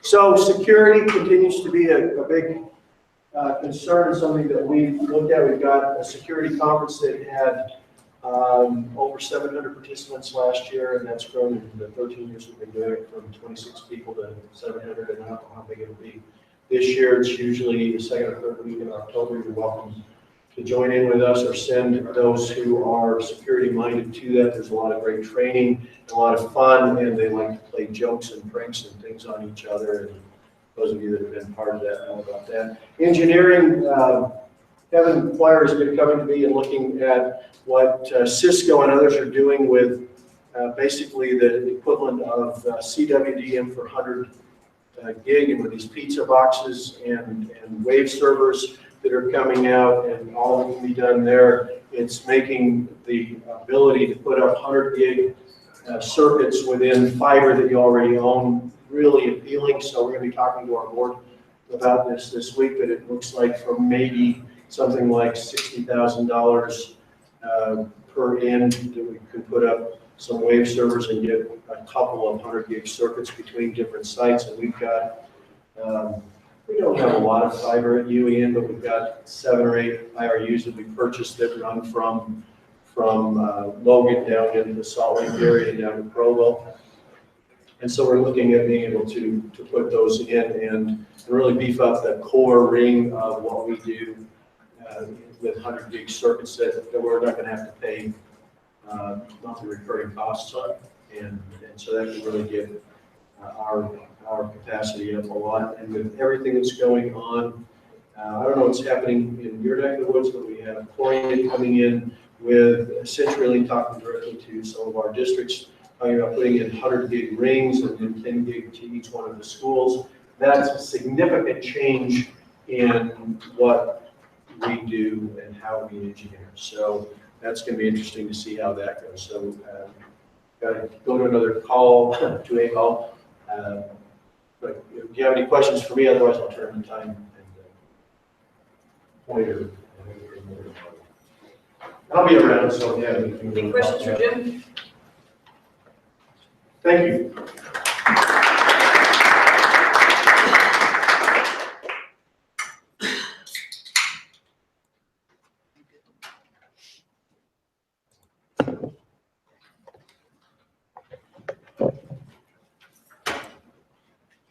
Well, on the weather front, while Alex is getting this up, I just got an email from James saying that the skylights were broken out in our Encar, Wyoming supercomputing center with the hail yesterday, so I just CC'd you, Fabian, but I had not heard that. Had you heard that? Skylights in a data center? Well, I doubt they're in the data center. We have a tour facility, so Oh, I assume that's where they are. But anyways, all right, so this is my version of what Jim just talked about. So how do I move forward? With the little arrow? Push the back one forward, it's kind of. Second arrow down. And the second arrow down. So, you know, acronyms, when I introduce myself, I wear a number of hats, as many of us do. I work for the University Corporation for Atmospheric Research, as does Fabian. UCAR is the actual legal, not-for-profit corporation that manages the National Center for Atmospheric Research, which most people have actually heard about. We have some name recognition issues. We do all of our networking, most of our networking out of overhead. The front range gigapop is managed out of overhead, and so that is all managed out of UCAR, but I actually sit in NCAR. So there you go. I have many bosses. The front range gigapop I manage, and that is our regional network we'll talk about. The bi-state optical network is our actual fiber optic network that I'll touch on. Western Regional Network is a consortium that I'll discuss. And as we just talked about, Women in IT Networking at SC is the WINS project I manage. And Internet 2, we have a gender diversity initiative that we'll also talk about. Yes. Where's WERK? Oh, well, I haven't put that in there. We aren't formally incorporated yet, so. WERC, sorry. Yeah, I dare everyone to remember what that actually stands for, but I wanted it to be West, and I lost because West, we could probably remember, work, so. All right, so we are the Research and Education Networking for Colorado and Wyoming. I'm gonna fly through a lot of this. Many of you have seen these, but we have 31 participants. We've been working quite a lot with the Jefferson County Public Safety Fiber Optic Network, JEFON.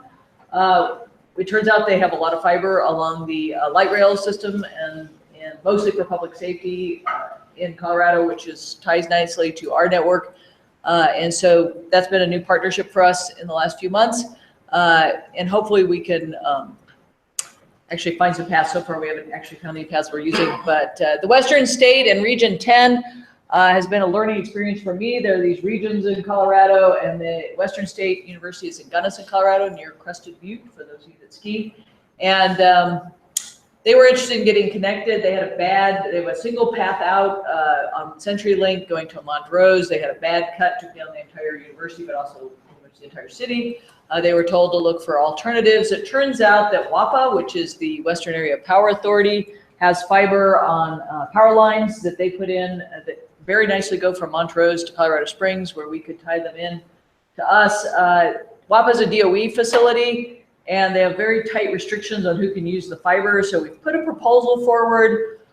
They're worried that we have to do a recertification, that they put the fiber in for their purposes, and that if they decide to, even though we're not-for-profits and research and education, they would still have to get approval from all of the property owners that are underneath the power lines to say, well, now we're not just using it for our usages, we're using it for other purposes. So it's in, excuse me, review, and we'll see where that goes. We also, ENA is actually a quilt participant. And they approached us. They had put a bid in to manage EC BOCES and NE BOCES. BOCES are these school board consortiums in Colorado. And so they won that bid, and they're in the process of putting circuits into us to serve those entities behind them. And then we've been talking to the U.S. Air Force Academy for about as long as I've been working at NCAR. And every 3 years, you know, the military rolls over their staff every 3 years. They talk to us and say, we'd like to connect. And then they get moved on to someplace else, and they forget what they talked about. And so somebody else talks to us. So they seem a little more serious this time. We actually have an agreement in their hands. They're reviewing it. It turns out the city of Colorado Springs has some paths under I-25 that can help us get to the Air Force Academy, which is on the west side of I-25. They were offering an in-kind. If the Air Force Academy would provide power to Colorado Springs Hut, then they would be happy to give them the fiber under the path. The Air Force Academy said the government can't do that. We can't do in-kind trades, but it would be easier if we just paid them. And so anyways, we are still negotiating on that one. This is just our simplified diagram that shows our co-location, 3 co-location facilities and the services that we serve out of those locations. I'm not going to go through this in detail, but these are our participants, which are pretty much all of the universities and research organizations in Colorado and Wyoming. We do a lot of peering, which you guys do as well. We're doing transit rail CPS with Internet 2. As many of you know, that takes a huge amount of our traffic. There are discussions still going on with taking kind of the limits off. Internet 2 actually limits transit rail CPS to 20 gigs, and so a number of entities would like that lifted. Google, we're in the process of talking to them. We have 2x10s. We're going to upgrade to 4x10s. We actually want to do it 100 gig, and Google was not supporting 100 gig, so that's not actually all the bandwidth we'd like. We talked about Google caching, and I guess, is anybody doing Google caching? We have a Google cache. Do you have a Yeah, I was cache? gonna ask you why you have that and not a cache, and how you got the Google peering. We got the Google peering because of Scenic and WRN. Oh, WRN, okay. And for us, because it's in Denver, it's about as easy just to drain the traffic right off instead of having the cache, which really then puts a cost on us for co-location and power. We did actually consider caching. We went to we're pretty tight on space and power in all our co-location facilities. And CU Denver doesn't have enough power to house it right now. So we're gonna stand down on the caching, but we did look into that. Netflix, we do 2x10s. We're running pretty heavy on that. Akamai, we're doing 8x1s. We're running fairly high on that. CoreSite NE2 is a local exchange in Colorado that we talked to. IX Denver is a new exchange that we just started peering with. It's not taking a huge amount of our traffic right now, but we are working with them. And Comcast, as you know, we've talked about this before, we have no relationship with, and Chad keeps giving me contacts, and I just sit on them till they turn over, and then he gives me a new contact. They probably want that connection to die. Yeah. Knowing. They don't actually talk to us about it dying, but they won't actually increase the peering either. So we did update how we're doing our real-time 95th percentiles to get better information to our users. We did also update our uptime stats. We do monitoring, and for the first time, we're going to actually start charging. UCAR has been very nice about providing the 24/7 knock at no charge, and due to budget constraints and the fact that really the FRDP does use the knock, we're going to start charging in October. We do have a full mesh of per-sonar testing nodes and use those pretty frequently. We focus on WAN support. We don't provide the outward support that I think UETN does as far as the end. We mostly are just helping people get connected and deal with their edge routers. And we do work a lot on our availability and performance, making sure that everything is functioning, and we have redundancy. As you saw from the diagram, have 3 co-location facilities in Denver, 9, 10, 15th, 1850 Pearl, 1200 Larimer. And I should have put on this slide, Jim talked about supercomputing. We are providing services to supercomputing both at peering and to commodity internet. So those paths will probably go into 1850 Pearl.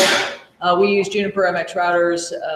We have a good relationship with CDOT. We have actually increased that and improved that this year. Unfortunately, our close contact is retiring and just retired at the end of May. So we'll see if that continues to be as positive as it's been.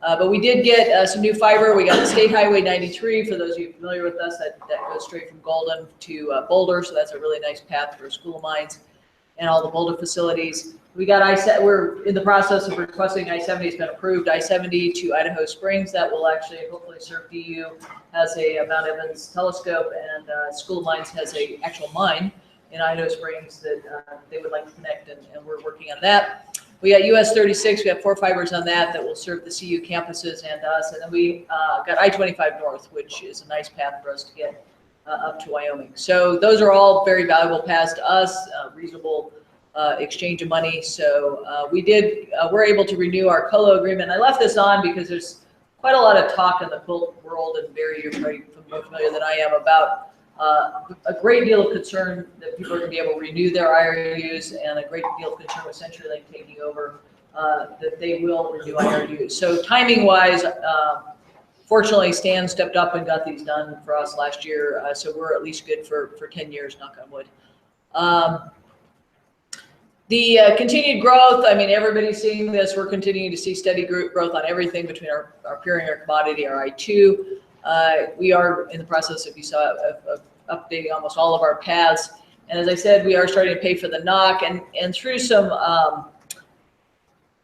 lowering actually of job levels. When Jeff Custard left, we were actually able to hire a network engineer 1 and a network engineer 2 for the sort of the same dollar amounts. We actually increased the number, the count that supports the front-range gigapop.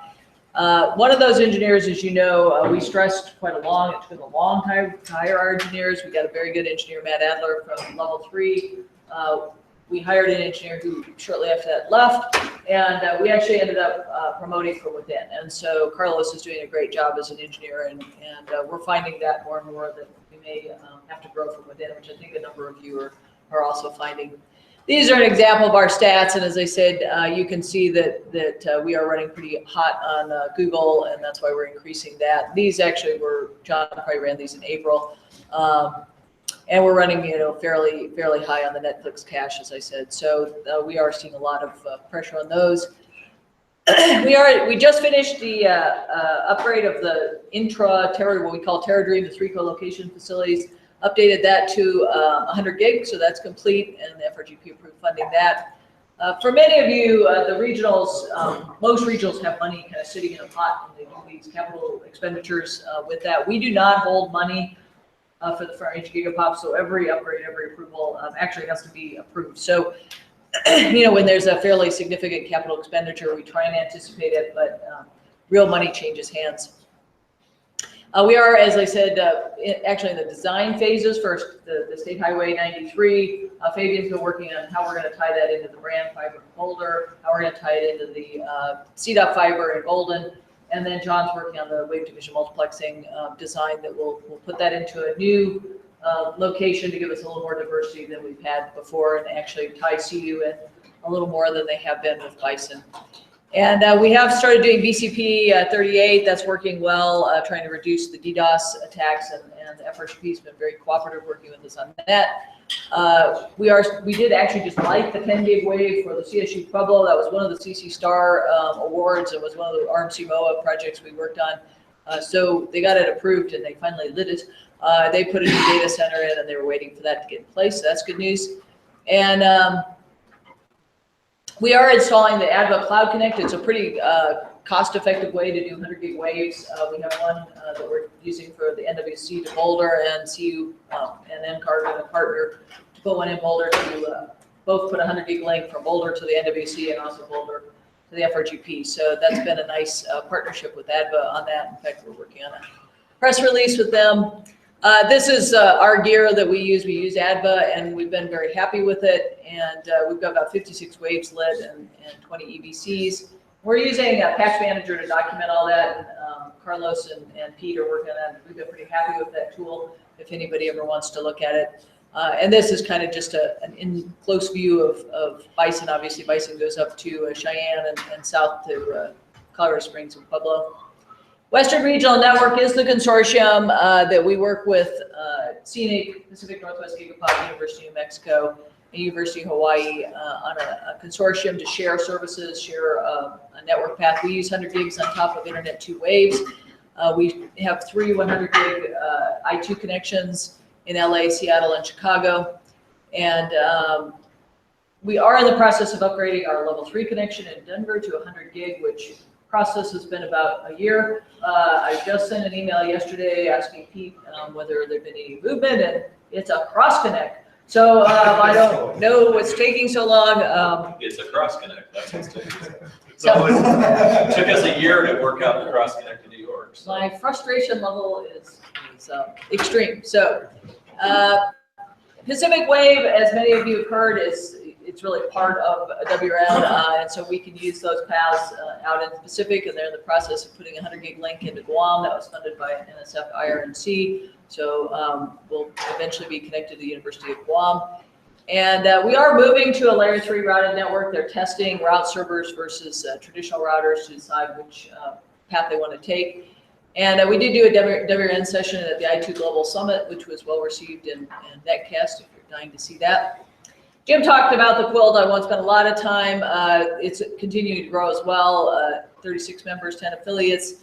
We do have a new advocacy lead. One of the things I really like about the quilt is they do pay a consultant to kind of keep track of E-rate and rural healthcare and things that I don't monitor very closely, and they give a really nice report once a month. John Windham is a great guy. He'd been doing that for a number of years. He decided to go work for Shelby, so we actually have a new advocacy who seems to be doing quite well.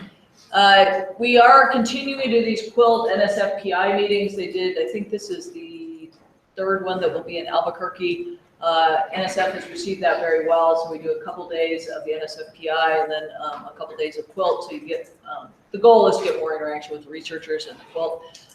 They are going to do an actual special half day on Monday about diversity and tribal issues, and so WINS will be as part of that. And we did do a Quilt Circle article on WRN, and if you don't get, this is a link, if you don't get the Quilt Circle, it's actually kind of a nice document they put out. Barry, do they do it twice a year, once a year? And it's a really good summary of what all the regionals are doing. You get almost an article for every regional and kind of research they're enabling or projects they're working on. So it's good reading. Jim talked about this as well. It is in Denver, the 12th through 17th. That's sending 4 staff. I think we're sending 2 for the fiber team, WAN team, and routing team, edge team, something. Again, the Women in IT Networking project is a project that's near and dear to my heart. I'm the PI. Wendy Huntoon is my co-PI from Kimber. And then there's 3 DOE people that work on this, Lauren Rotman, Jason Drasky, and Kate Mace. It is single-handedly a fabulous team, and it's a great project to work on because the team's really good. We got 33 candidates this year that closed in April. Strong candidates, really good candidates, good variety from a number of universities and national labs. We picked 6, and we think it's a talented and diverse group. It was a difficult decision to make. And we do want to thank the review committee, which is made up of pretty high-level people, Virginia, Patty, Florence, Dave, and we actually added, of course, because we had so many applications this year, David Courtney and Linda Winkler. And so they spent a lot of time looking at that and choosing. So these are the awards. Colorado got one of them, Western State. There were 11 applications from the WestNet region. 9 of them were from Colorado. So 1 from New Mexico, and where else I counted, possibly South Dakota, and lumped into our region. So we had a lot of good candidates. To be honest, we do somewhat choose by region. So we couldn't obviously pick all 6 from Colorado. So that was great that we had that many, but we only got 1. So we're excited that Kate is going to be participating, and she is from Western State, so, that's good news.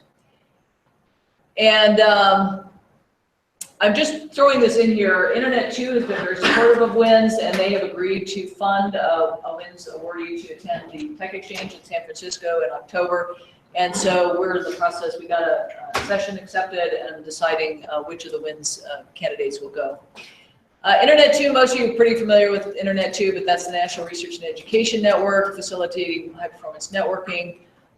They provide a number of paths. Obviously, NOAA uses them, ESNet uses them, USDA uses them. So, you know, they support Eduroam, Shibboleth, which a number of us use. They also support the Perf Sonar Toolkit. As Jim said, they've always worked a lot in education. They're working a lot more on the research side. They are in the process of upgrading their network. They're moving to an MPLS SDN overlay, and that's not quite done. It's very close. And as Jim noted, they did just name a new CO, Howard Pfeffer, and that is actually also a link. These slides will be linked, and that's the I2 press release. If you want to go look at more about what Howard does. And I just tossed this in here. I am on the external advisory group on cyber infrastructure deployment, support, and protection. And this is really an effort led by Jim Bottoms and John Moore. And again, I'm not going to read through this, but it's really to look at how can we engage researchers better, how can we serve their requirements better, how do we get their requirements better. And so this group has met a number of times, and they are helping host the National Research Platform. They are not hosting it. The National Research Platform workshop is an NSF-funded workshop. CNIC and their partners got the Pacific Research Platform, which is really to look at how to get science CMCs to work better together and how to get data node and transfer nodes working better together. And so they've decided that to expand this potentially from Pacific research to national, because really obviously researchers aren't just in the Pacific region. So there's a workshop in Montana to discuss this in August. And Internet 2, I am the co-chair of the Gender Diversity Initiative, which is another diversity effort. I2 has been very supportive again of trying to grow diversity. There's a link to the whole thing. There is a collaboration with the National Center for Women in IT, which is based in Boulder. I was just talking to Scott Bailey about this. I encourage you to go take a look at it. Your organization can join. They do have a lot of informational resources that are open to anyone. But if you're curious about some of the issues with diversity, or you are looking at projects that you may be able to look up, they have a number of projects working all the way from K-12 through companies that are members of their organization. And they're also collaborating with EDUCAUSE on diversity and the WINS program, which, as I said, they're partnering with us.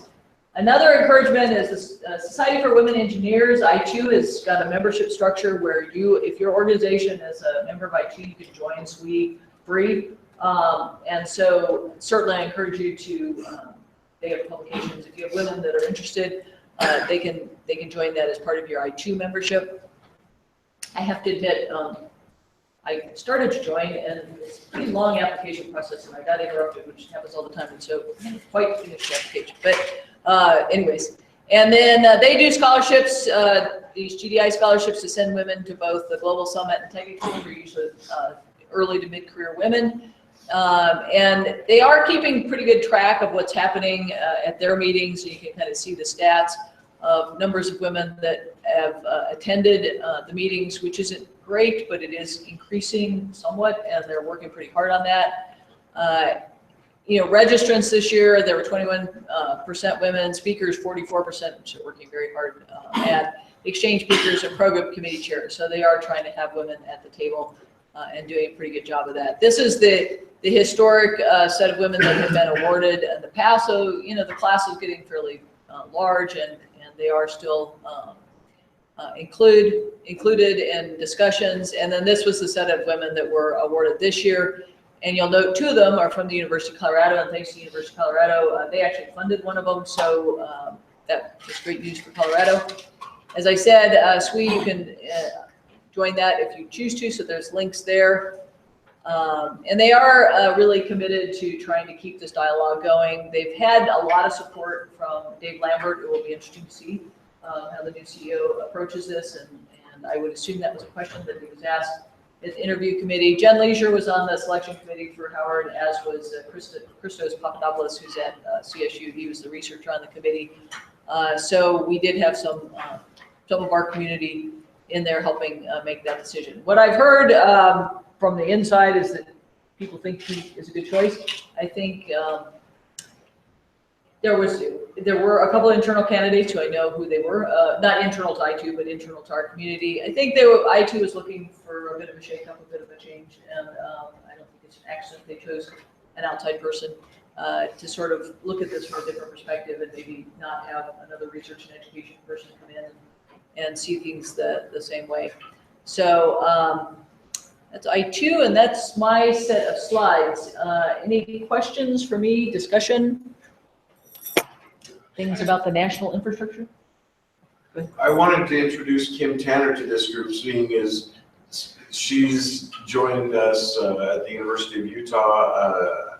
Many of you may have heard about Kim a year or so ago when she first joined the University of Utah. She wanted to join us last time but couldn't. Kim is over our software and service platforms. Welcome to Kim. She was unable to join us yesterday. We're glad she was able to join us today. So. Yeah, welcome.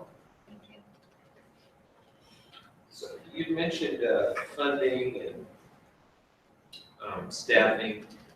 You talked about the NOC for the front range gigapop. Is that staff 24/7? So it seemed like you only had 4 engineers. But Well, there's- our engineers don't staff them on. UCAR has its own network operations center, just to manage the supercomputing data, and we doubled it. So, that's funded to support all of our infrastructure for the National Center of Atmospheric Research for UCAR. The front range gigapop has benefited from that because it was staffed 24/7. You know, they also monitor on Nagios all of the FRGP gear.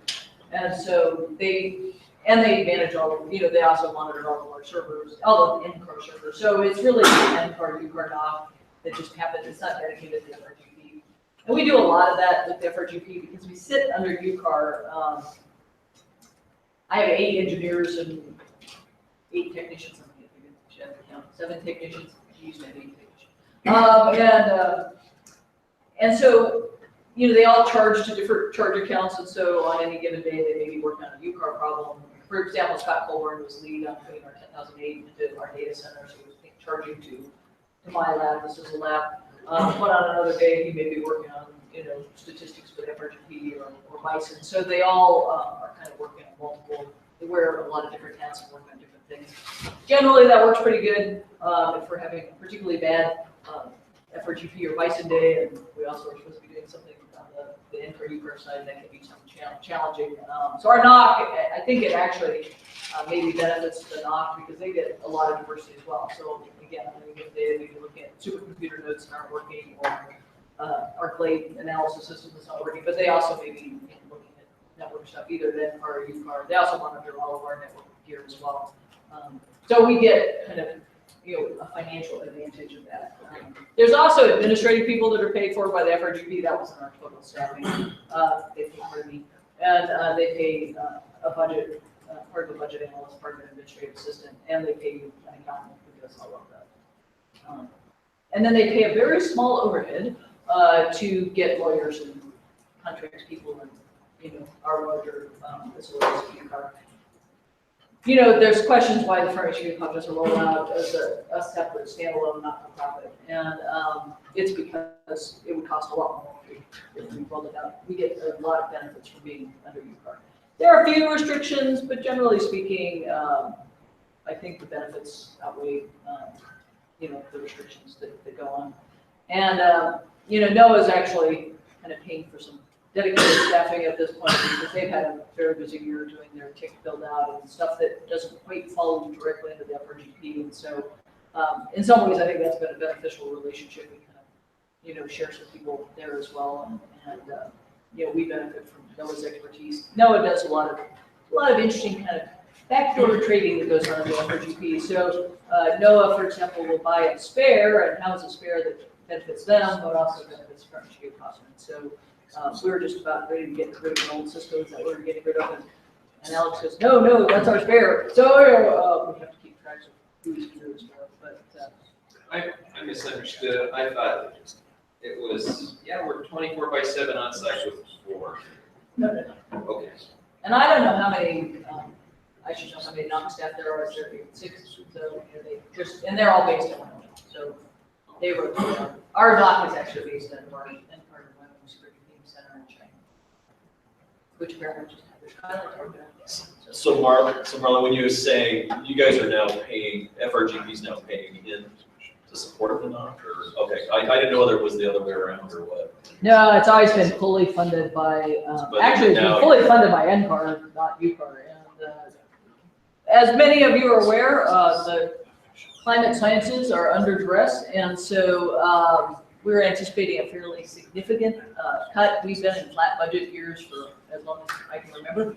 So for all intents and purposes, if we give raises, we take a cut no matter what. And so we're already in a cut even this year with a flat budget, but next year is expected to be a significant down.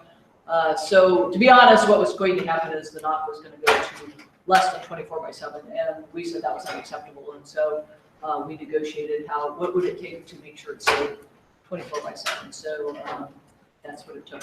But it's still a pretty insignificant amount of money for a 24/7 NOC to manage it. You also mentioned that you were able to re-up on your level 3 colo. Did you happen to include your cross connects in that, or was it just for space and power? You included your cross connects. We included our cross connects, the racks, the power, the space, and it was renewed for 5 years with an option to renew to match the IRU, and prices would be renegotiated at that point. So we're locked into pricing for 5 years. They also agreed to hold our existing cross connects at the price they were, and then any new cross connects they upped by $50 a cross connect or something. So yeah, there's been a price increase there. I was just curious because we have not yet. We contract for our space and power, but cross connects we just left it month to month, mostly because most of ours are legacy, and they're at the older rates. But well, our 1850 Pearl is on month to month, and every year I have to explain to my contracts people why we're not going to even mention it. And we're just going to keep paying, because if we renegotiate it, I mean, we're at the 250. yeah, see, that's where we are. We have a bunch that are below the 250. Although we found out that Google's getting, what did they say, $100 at cross connect? So I said, Yeah, well, maybe cut- we should just have Google start ordering all of our cross connects. So, Yeah, they've cut some deals with some of the other. but they're having a terrible time getting their cross connects in as well. They just apologized yesterday for why it's taking so long to get the 210s up, because they're waiting for level 3 to do cross connects. I don't really know. The frustration level with level 3 at this point is with everyone I talk to, and I assume it's because of this merge, but it was pretty bad before the merge. So, I mean, stuff is just, it's a black hole. I mean, Is Stan supporting you, or is it somebody else? So Stan did get a new, that's one thing that's changed, which was surprising, that he did get some help. Yeah, because who left? Leanne or? He hired somebody to help him do some stuff, and so that surprised me that they would do that with the merger coming along, but. Well, they're fundamentally losing money. I mean, right now they're not, I mean, we're happy to pay for, the 100 gig was a no-cost change, but if we could actually burst above 10 gig, they would actually make money. And we have a cross connect, we've said you're not charging it for us, and they're just so confused, they can't find it, they don't know what happened to it, it's working, but they're not charging us for it. So, but having said that, CenturyLink, I don't know what your experience is with CenturyLink, they're about as bad as far as billing, and so, the amount of time it takes to argue these things is not insignificant. So, other Our questions? experience with CenturyLink is the same as everyone's. If you know the vice president's phone number, you can fix whatever you need fixed. But if you don't, you can't, unfortunately. It's hard to even fathom what's going to happen in this merge, because they're both such a mess. And when we renewed our IRUs were actually legacy ICG, back in time when there was an ICG, and level 3 bought ICG, and they just they never really changed the account numbers. So they would call me and say, what's our contracted information? And I had the whole contract, so I would mouse out, whatever it is I thought they needed to know. And I don't think they ever actually had the whole contract. So when we renewed, I just put a spreadsheet together and said, how about we renew, here's all the reasons you should just renew at the same price. And they just took the spreadsheet and they renewed it with no change in price. And they didn't change the account number again. So we still are under an old ICG account number. We did get them to merge two accounts. Should have put it free. Reduce the cost. We have really cheap IRUs, and so now you're thinking, okay, CenturyLink's going to take this over. What is going to happen? I just can't. Well, I laughed because when our CenturyLink account team announced that they were going to be buying level 3, they said, well, we're buying level 3 because they have such superior processes that we do. And I'm like under the table laughing. Well, Yeah. and the thing that's funny too is level 3 has data center type facilities, and CenturyLink has just divested itself of all of its data centers Yeah. 6 months ago. So is that, what are they really, what is their real future plan? Yeah, it's gonna be interesting. Now, as it sits right now, it looks complementary, right? I know it's very complementary to put the two companies together, but as Marla says, how are they gonna? Yeah, I mean, what I've heard, the rumor is CenturyLink purposely bought Level 3 because they felt they were being hammered by Zayo on fiber. And so they wanted a company that could do fiber. And so whether that's really the theory behind it and whether they really embrace that, because CenturyLink has never sold us fiber. And the fiber they have offered was legacy, like Enron, wide area fiber, and it was outrageously priced, and they really don't have the fiber concept. Now, if this allowed CenturyLink to open up some of their fiber, it would be great, because there's some fiber we would really like from CenturyLink. But I think they'll probably keep those very separate, and they'll sell Level 3 fiber, but they're not gonna sell their own fiber. Anyways, let's take okay. I was just gonna offer the break, that's all. So let's take a quick break, hopefully be back 1:45, and, Scott's running 5-minute madness? well, yeah, because he is in, unless he called. And I need your names for lightning talks. I'm on one. Remember, What? The- lightning talks. Oh, I sent mine to Marla. We're gonna have a presentation on cats. You're actually done.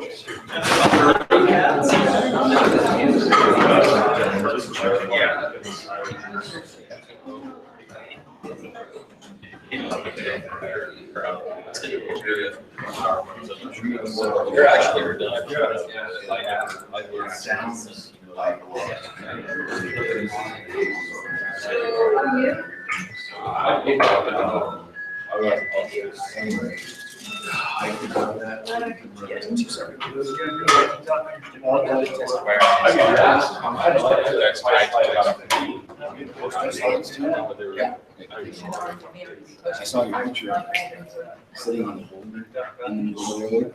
That's something my wife would totally do. That's really cool. Well, there was nobody there, so I could do that. How far behind you was the truck pushing? Oh, he was, I mean, I was looking at him, I mean, they were, we were kind of following, we pulled out on like an overlook thing, we had this on the car, and there were two of us. Yeah. And, I mean, there was people we didn't know, but we were both sitting there. And so the cars were off the road, and we were just looking over, and we were waiting for, so come up behind us, and so. Yeah, well, I got reprimanded by the state. We went into the state park, a couple days later, and she goes, well, you shouldn't have been out on that road, there were still rocks falling in. I said, well, they didn't close the road. I mean, they could have closed it, but then, if you don't want people on it. And the plow of the, tipping stuff in his window. And they were quite pleasant and happy and waving, they didn't, you were in their way, I mean, we weren't like stopping. We were. Trevor, you We were trying to drive around the rock. And we turned around. At least they didn't hit you. I mean, you didn't see it coming down. No, this is not what I mean, I suppose, Let me know. it, I mean, at this point, they can just leave those lights basic off. check. Yes, it's just, so we're just, it's not a huge deal, it's just, so. Sure. So he may be. Yeah, it's a separate thing, so I didn't, okay, thank you so much. Appreciate it, Mike. Okay, okay. Scott usually just goes through. So that was, Mike,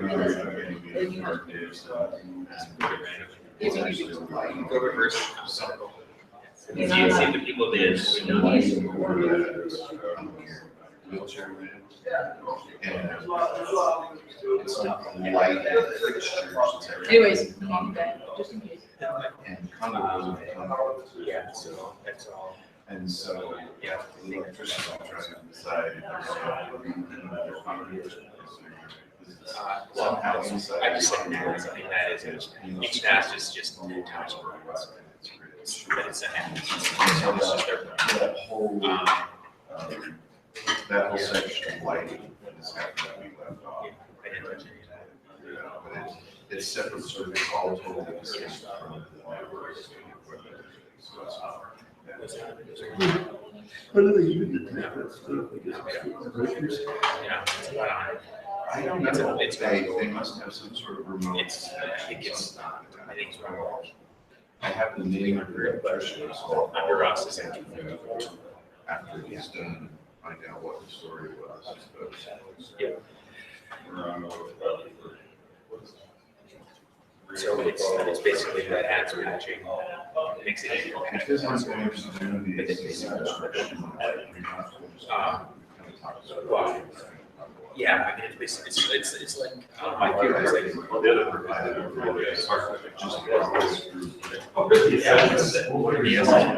That's gone, the other one, the CCM, it's like SCCM. I want to know more. We already actually done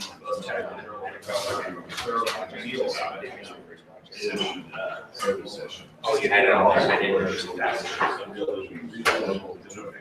So our operation actually has a.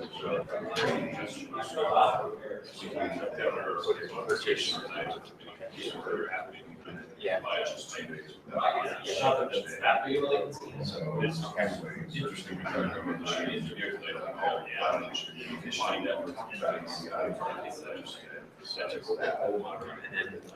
So, for people connecting elections, They're asking those not to.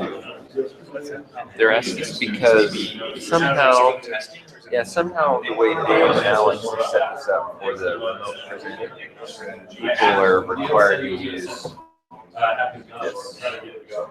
so really I'm asking for tomorrow. Oh, for tomorrow, no big deal. So BTA. Oh, so there was a cable I hit down here. So there's two right there. Will only be limited by distance, probably about 6 feet.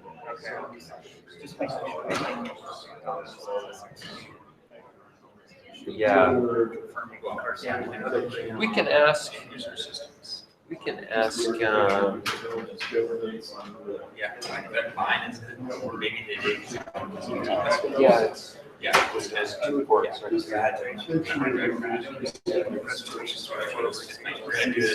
it all over. Yeah. If not, we can bug the business school folks, but yeah, sorry, that's only for WestNet. Yeah, if they're not presenting remote, then. And this one's.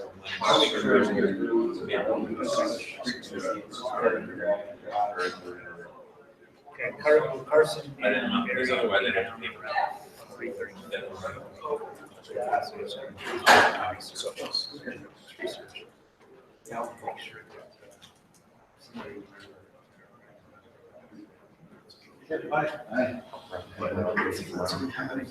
Well, yes. And the thing is, I got a meeting. Oh, we're just talking about it, yeah. You're not mentioning the UC strategy. But even half, you know, have to switch. Yeah. Yeah.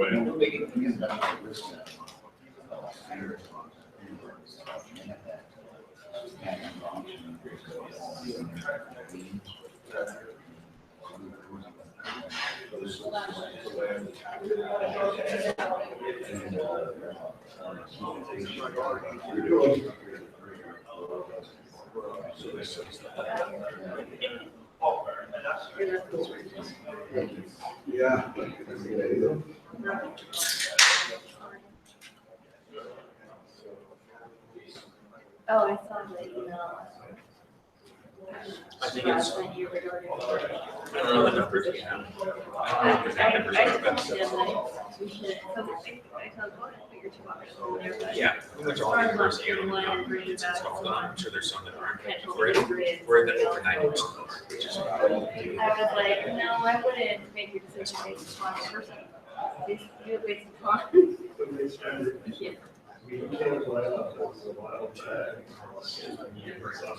Yeah, I'm sold on option 2. Yeah, which doesn't surprise me.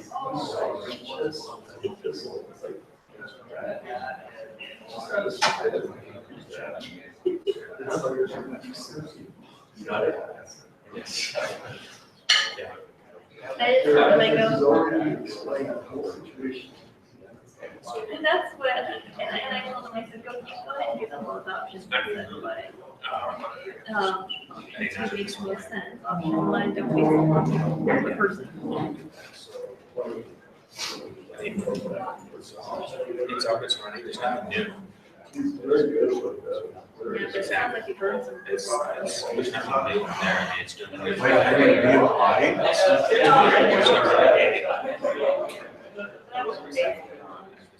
He was a very good Oracle DBA, but Oh, he's not.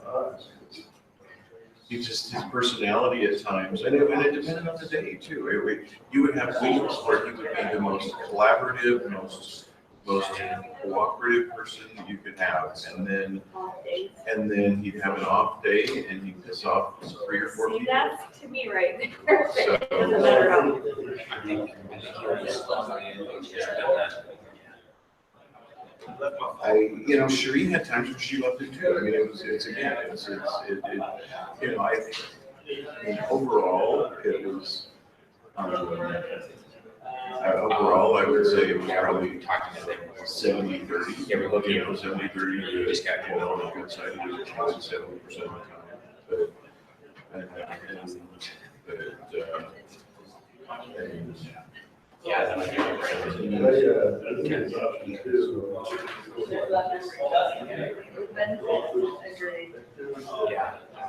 Save dollars. I think one of the thing is, it's gonna be first process expected to We're utilizing it, yeah. Yeah. We've got turkey in, we've got, we're able to grow people option to. Yeah, and then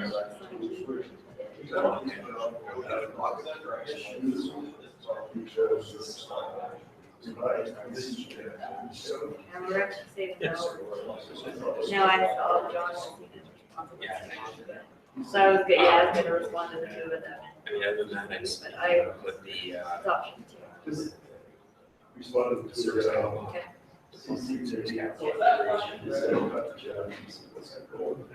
Okay. and that's what we're doing. So. Towards the end, So we're at the end. like right before the end. We're looking at Yeah, like, new CMS, what do you say, June-ish time, like right before. Is that too long? I don't know, it's gonna go in.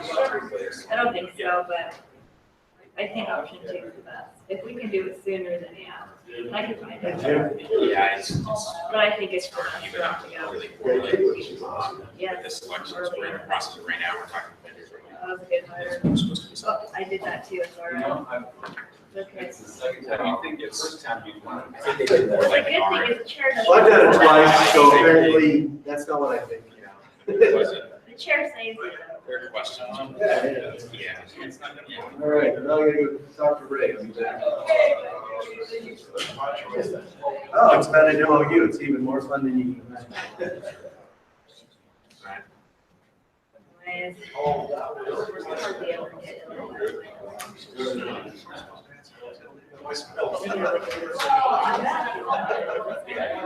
It's stupid, but I signed up for $300 cost of it. I missed the day. And yesterday, I was like, gosh, it's expensive. It's 6 weeks long, but I've already missed, yeah. I'm like, I better be good tomorrow. I don't know. I'm so mad. I'm like, the worst time ever. Yesterday. I was like, days. And I should do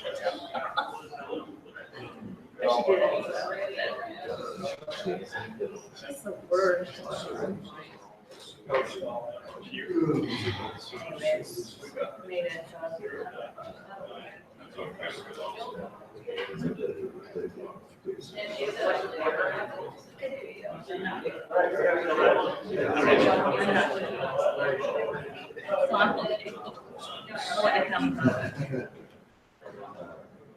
Anyway,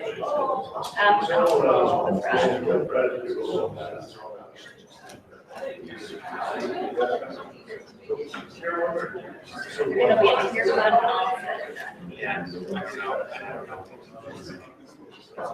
So Victor applied to this early patch thing. Victor Smith was the president, was the guy that gets seated in my name. And then he replaced Victor. He had affairs, whatever you want to call it.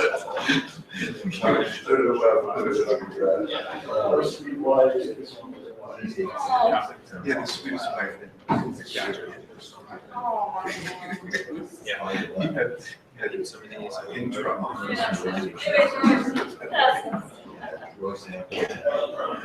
He was a great. Yes, so. Good evening. Yeah, he went to. Yeah, well, yeah, that's. Find it, give me your So back Scott, you address. good? If you find the. I had a backup. Do you remember? We'll see where it's at. It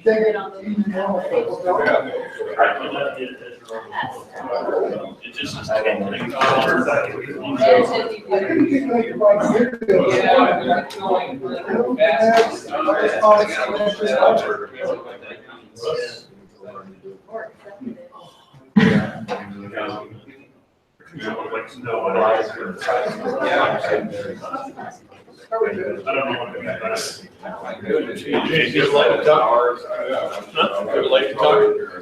No. I'll see you.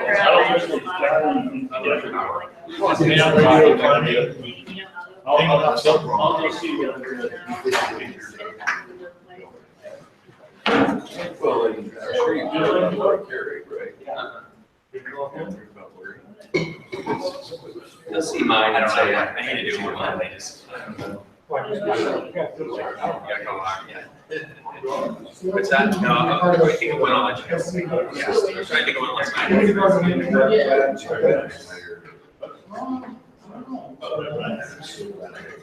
It wasn't on straight, it was also good answer. I've never done, this is all my first year.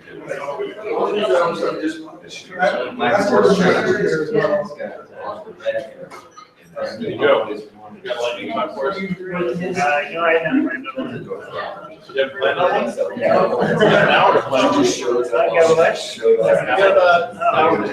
So you got what you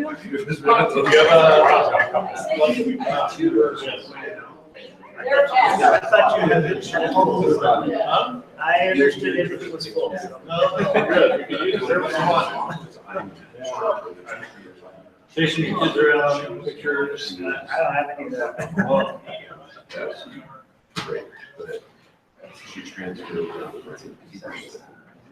Yeah, who else was up for giving a lightning talk? I'm getting it together on this day. Who else over here? Lightning talk?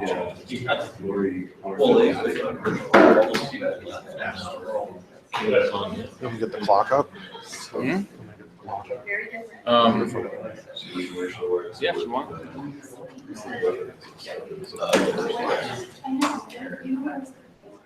Good, like.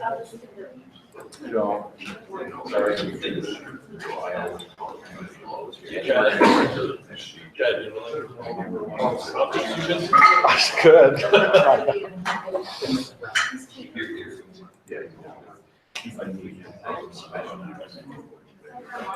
Yo.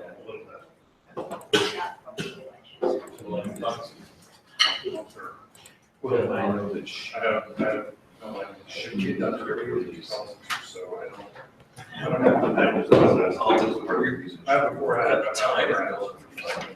Because she knew her mother was getting older. So,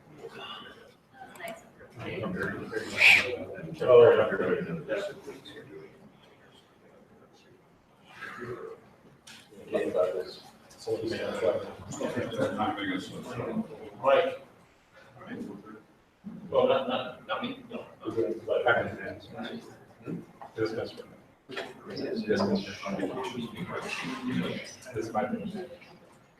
yeah, the other house that was supposed to be here from Murray, I don't know. Hey, Mike. That was. Trevor and I are volunteering to talk to the youth. Yes, I talked to Jim, I confirmed what he wants me to add, so can I do 5-minute access for all of this?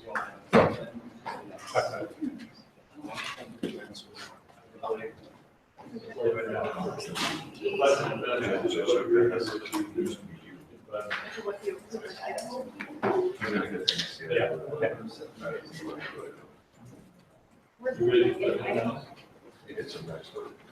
Just-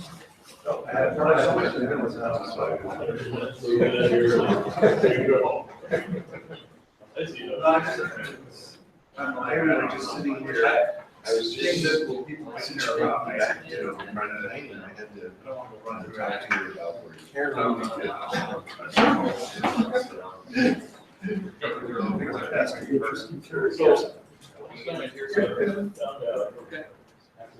We have anyone?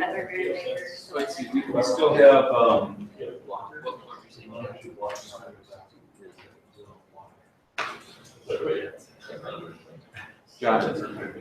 John, do you mind going from BYU? I had no idea. I had an opportunity to say anything from BYU. So this is the, Tell people what the Batman Madness is. New people here, they don't. yeah. So so this is the 5-minute madness session, and we can, come back to BYU easily enough. The idea is to discuss some of the key IT initiatives going on on your campus. So it's not a, how fast can you talk about absolutely everything? Just saying. It's a, here are some of the key things that we're either doing new or struggling with. This is a big dump. You can certainly have that articulated in a file and send that, and then people can refer to that later. But for this session, we're trying to focus on the key stuff that's really important or particularly challenging or new, different, that kind of thing. Okay? And the idea is to do this in 5 minutes or less, and from each site. So You'll have to take some time to think about it. okay, and that's fine. Let's see. This is a good time to ask, are the aliases, I mean, everybody should be getting emails from WestNet. Yeah, so I sent out something yesterday morning, sort of highlighting the what are you doing about in the 5-minute madness. Who did not get that? Really? Okay.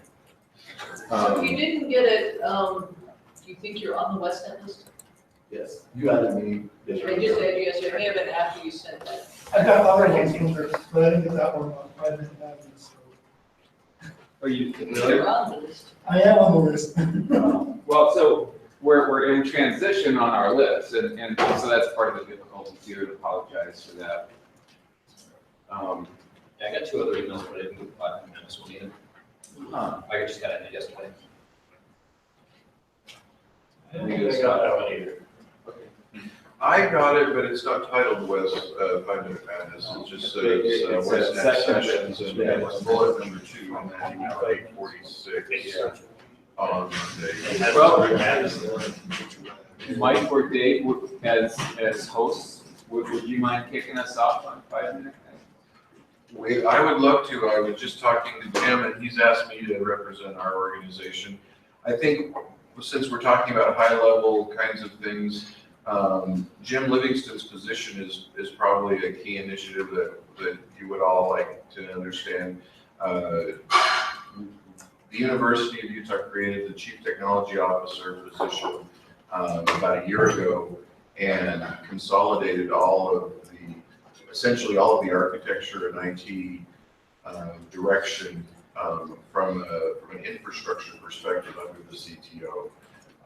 As you know, we've had different initiatives over the years to bring our infrastructure together. But with the creation of the CTO and a Deloitte assessment of all IT on our campus, we moved forward with a new governance model It's much simpler than what we had under Eric Dena, who you may remember, our new governance model basically is two governance bodies, our senior IT committee, and then the architecture committee. Short for that, we call Nancy and Sitsi. Out of those, we created committees to do decisions around network, for example, like we have the network architecture committee. And Trevor has benefited greatly because that committee has been able to bring forward standards and decisions that are collaborative across campus from governance rather than us in central IT saying, you know, this is the way it is. So we're having a lot of success moving in that direction. Anything you want to add there, Jim, on that? No. Okay. So, the other kind of core initiatives that we're driving through surround construction. As you all here know, if you walk around our campus, every part of our campus is under construction. Between the health sciences, med building, rehab building, and ACC building, which you've already heard about, and a new student classroom building called Gardner that's coming up. We have literally hundreds of thousands of square feet coming online on campus. Not to mention the fact that we have 200,000 square feet going live in the next year and a half for remote clinics. So our health sciences, our hospital is building a new sugar house clinic, and they're extending out into the community. And some of those clinics are 170,000 square feet just for one clinic. And that's all, we provide all the network, all the phones, and Jim, of course, everything provides the infrastructure for all of those through our CTO. You heard kind of at the side the ACI project from Tim presented yesterday that focused on the network. That's really part of a broader hybrid cloud initiative within our organization to embrace the reality that there is no one way or the other that's going to work. We need to just realize that some things will need to be on-prem, and some things will need to be in the cloud, and we need to be agile and have our infrastructure built to swing either way. And we did a search and selected HP along with the Cisco ACI solution as our core hybrid cloud infrastructure. So if you want to drill into that with us at some point, we'd be happy to. We are in our hospital doing real-time location service deployment. It's taking a lot of resources on the network side. It's active tags and passive tags, so we can know wherever any critical piece of equipment is that is tagged. So you can actually go into Cisco Prime or whatnot and see where these things move around and where cards move. So that's in a nutshell. I gave you 30 seconds back. Wow, very good. Thank you, Mark. Appreciate that. Let's see who's gonna- Alex, are you ready? Sure. Great, thank From the Inmate perspective, the Inmate program was successfully transitioned to the CIO office, which is in DC.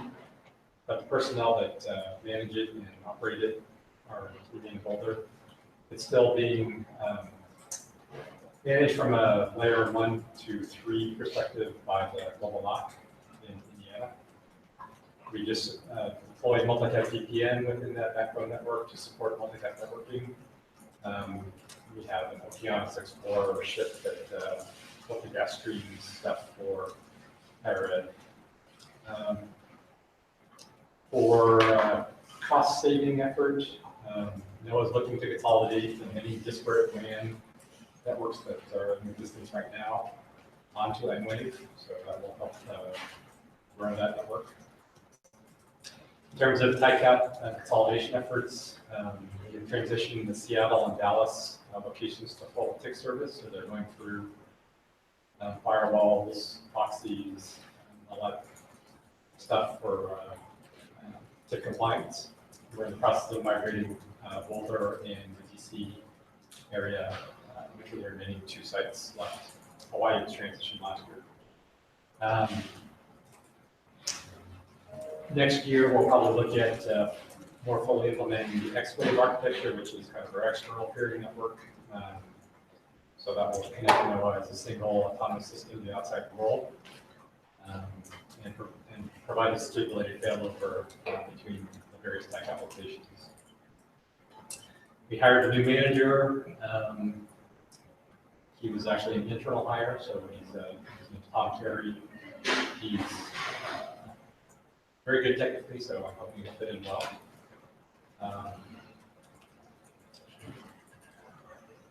The Global NOC is looking at transitioning their footprints over to ServiceNow, so we'll probably transition that for our ticketing system.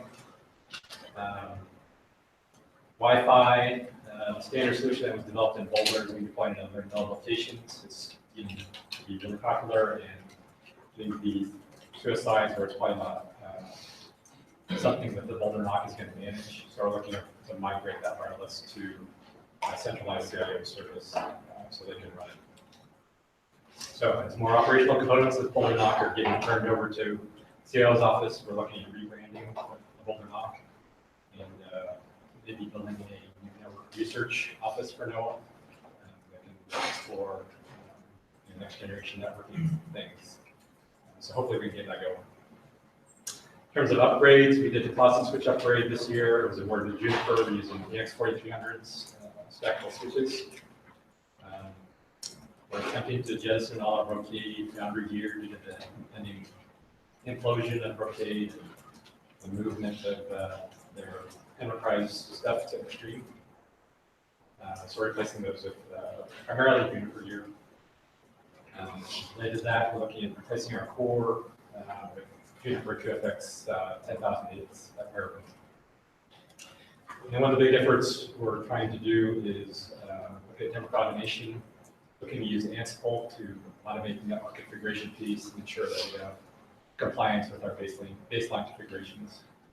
So we can have hands-off configuration of the gear and have Ansible do it all.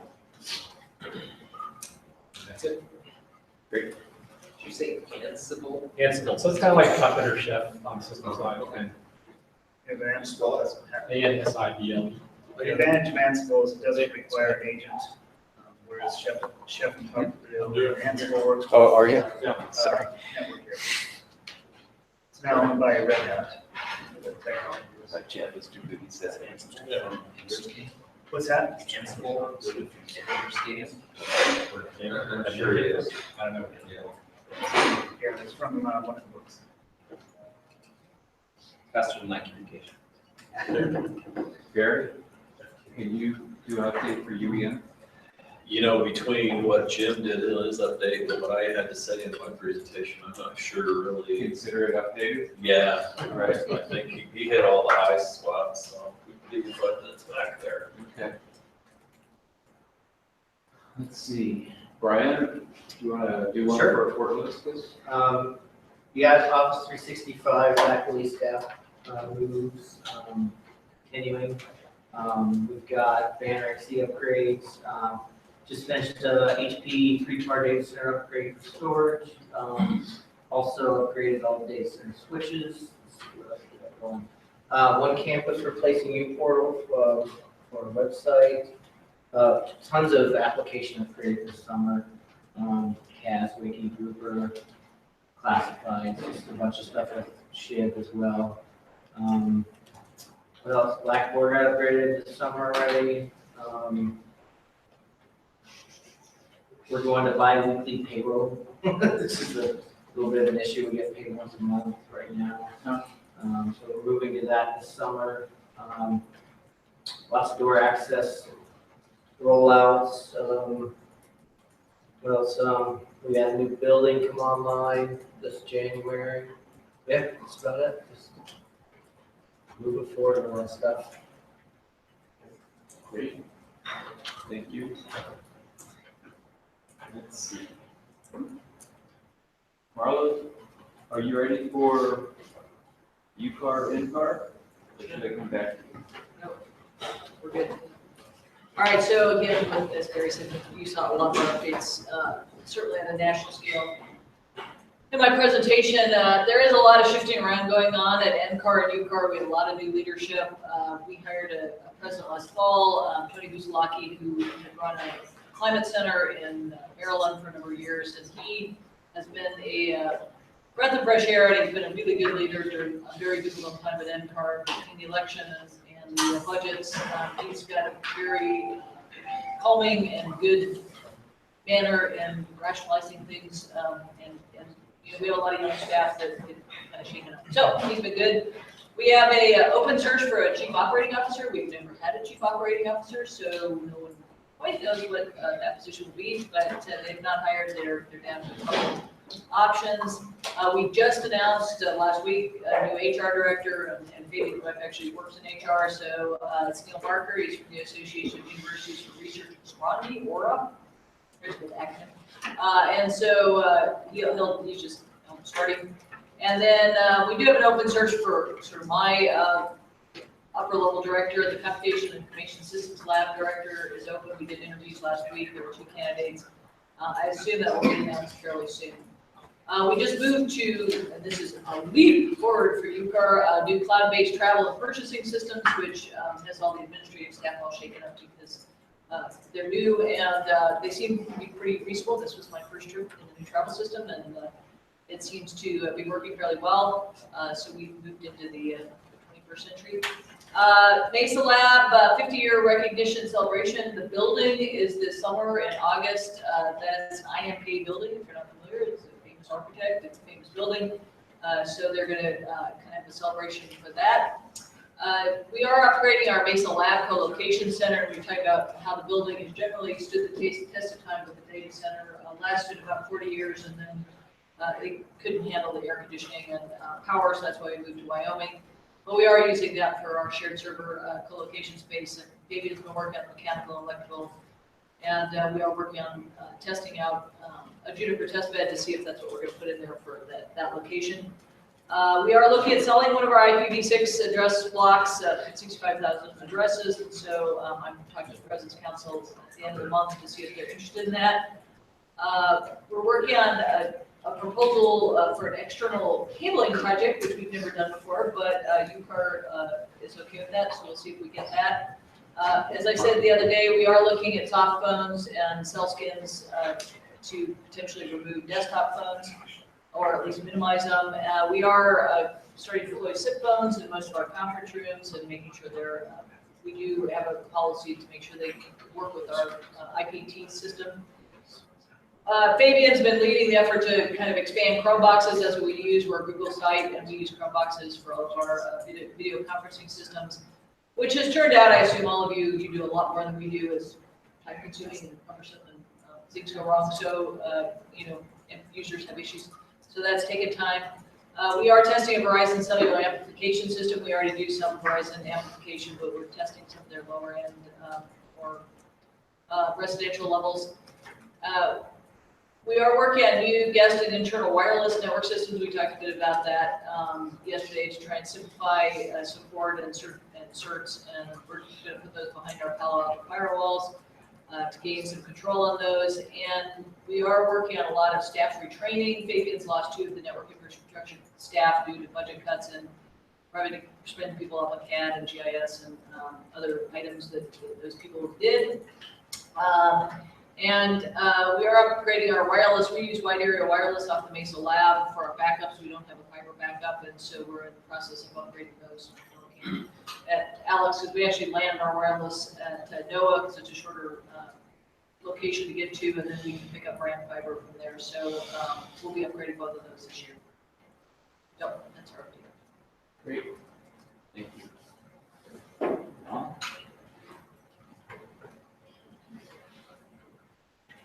Come down so you can't start the time and tell them all the way down. Wait a minute. Does the band swell at 30 seconds? You should have started. Dave, I saw Dave already turn up the volume, he's ready for that. My name is Alan Schmoke, I'm from Lewiston, Idaho. Two fun facts, first capital of Idaho and the only seaport in Idaho. Lewiston. So, speaking of Idaho, in January, our governor put out a cybersecurity directive, executive directive, that all public institutions have to adopt the NIST framework and also work through the first five CIS controls. This is all public institutions in the state, which we have been doing for the past 5 months. And now we have a year to look at that gap analysis and remediate. So how did our governor become so smart? Well, one of the reasons 2 WestNet people were a part of this. You know Max from Boise State, Max Davis Johnson, and Dan Ewert from UI. They were part of the smarts that created this. And interestingly, I just read a couple of articles. Apparently our President Trump has directed all federal agencies to adopt NIST as well. So you're going to have to memorize those 20 CIS controls. Yesterday during BYU, I was listening, what was that, Product Service Now. And the first control is about inventory. And so as I was watching the presentation, I thought, oh, that's the first control. So you're going to have to think like that from now on. Anyway, moving on, we have some products we're replacing. Jabber. Everybody in the state has Elucian except Boise. And so we do too, and we're moving to Elucian CRM. Everybody in the state has Blackboard except ISU. And so our faculty are now ready to move on to something else. This is big news in our area. One of our partners is IRON, the Idaho Regional Optical Network. They come around from the national lab through Boise up to Spokane, so they go past us. And we've worked with 3 port districts to create a fiber ring, a regional ring, which ties into the HUD, IRON's HUD. IRON is a great partner. They've helped us a lot with that project. And speaking of IRON, they're going from 10 to 100. That's one of their big initiatives. And then finally, we're celebrating our CLOSPA centennial. Anybody? CLOSPA centennial? Somebody said, oh, it's 500 years. No, we're not that old. It's 125. So our web product is in Braco, or a CMS. And so our web guy said to me, hey, can I go to the, there's a new version we're installing. And so he said, can I go to the annual conference? I said, yeah, I don't know, where is it? Copenhagen, every year. So, except one year, it was in London. So if you want to travel, just pull up one instance of Braco and that's your excuse. So that's all I got. Thank you. Great. Thank you. Can I ask a quick question? Yeah. What was your timeline on adopting those first 5 controls? The way this is actually, according to the governor, it's an 18-month process, and we reviewed 1 control per month, and this is the last month for the first 5, so we're at our 5th control. And now starting after this, there's going to be a review of products, and then we have 1 year to remediate. So as you might imagine, all the vendors know about this. It's like there's blood in the water, and they're all over. You know, I talked about that yesterday. We have guys logging in, they want me to spend another $250,000 for this or that. You gotta have a layered approach, and they want me to have 15 layers. So. And they want you to spend all your money on that, right? Yes. So as part of the government, we've been going through this for a long time. So, yeah. Fun tips. Yeah. All right, Chad? Okay. Telecom network, we have a unit level governance in place now. 4 data center and router upgrades. We moved existing links to different 10 gig modules for redundancy. We added 2 10 gig links between all of our Cisco UCS and FI switches for more bandwidth. On the wireless side, we upgraded our 4 7240s to 4 7240XMs that have more RAM. We bought a new Airwave physical server and upgraded Airwave. We're doing a complete RF redesign of our 5 large public venues with MS Benvo as an engineering firm. On our VoIP upgrade, we're in sequence 6 of 12 sequences, an aggressive schedule. We're in year 2 of upgrading, getting off the PBX. We're still continuing to deploy Red Sky software for our E911 campus dispatch alerting and 911 routing. We're deploying StoneFax. We're deploying Zoom International for dispatch call recording. We're integrating to Campus Call for call monitoring on our giving call center. We're doing a SIP trunking RFQ. We've upgraded NetScout. We've added some taps. We've installed PRTG to replace Cricket. We're inking the deal on a 3-year Comcast deal for the Xfinity on Campus product. Almost done with that. Perf Sonar adding a second server. We're removing all campus recharges on dial tone, voicemail, and long distance July 1. Central computing, we have a test environment for Active Directory and LDAP. We have a project to deploy services in MS Azure, set up a site-to-site VPN. Our VDI environment has all gone to new hardware, about 500 zero clients, and we've automated access-based class registration. Will's got a major storage refresh going on with Hitachi, 2 G800s delivered. Project's been kicked off. Includes flash storage for virtual servers and spinning disk for HNAS. We bought Cisco Network Registrar's ET Diamond add-on for IPAM. We're developing the project. RedCap, we have now 7 research labs using it. Our HPC cluster, we upgraded from CentOS to Red Hat. We're working on a hardware upgrade for fall. Backups have their own path. We've deployed up to 140 servers on Linux patch management using the Red Hat satellite server. Our Banner database, we're virtualizing the Oracle environment on Red Hat, moving away from Solaris on VMware. New hardware, expected to get that hardware in the summer. Public printing project, replacing the aging workstations and touch monitors. Desktop management, we're jamming ahead with SCCM with over 3,500 machines on it. Jam Casper Suite, we're up to 350 university-owned machines under that. Windows 10, we're developing a DU image, testing it now, vulnerability testing it for a lab this summer. Security's been huge this year. We had an end-to-end assessment last year by Coal Creek Fish Tech. We bought 4 new Palo Alto 5250 units with URL filtering, wildfire, and threat protection subscriptions. 2 for the campus border and 2 for the data center to replace some aging Junipers and our Cisco ASA 5500s. Antivirus, we're almost done getting fully over to CrowdStrike. We're doing the servers now, getting away from Sophos. Logarithm we deployed, we are tuning and tweaking it. Darktrace, we're still tuning and tweaking. Upgraded our CopySense and verified audible magic. We've been really developing our Rapid7 Nexpose vulnerability scanning. We're doing a fish meat campaign for training. We're looking at Proofpoint for mail scrubbing. We are removing our FireEye this summer, looking at guest module. We've announced we're going to build 3 new buildings. We have a new campus master plan. We're remodeling a building right now and building a new administrative office building, a new dorm and a community commons center, and a career achievement and global alumni center. On the application side, we signed an agreement with 2U for 2 online learning programs for our Masters of Social Work and MBA, first class expected in January. A lot of Banner 8 to 9 upgrades. MuleSoft writing another VPN tunnel for production. We're looking at campus life software consolidation. ServiceNow, we've done a discovery project. We're launching CNDB and Service Catalog. We're redesigning our entire du.edu website. We're looking at a new CMS to replace Omni Update.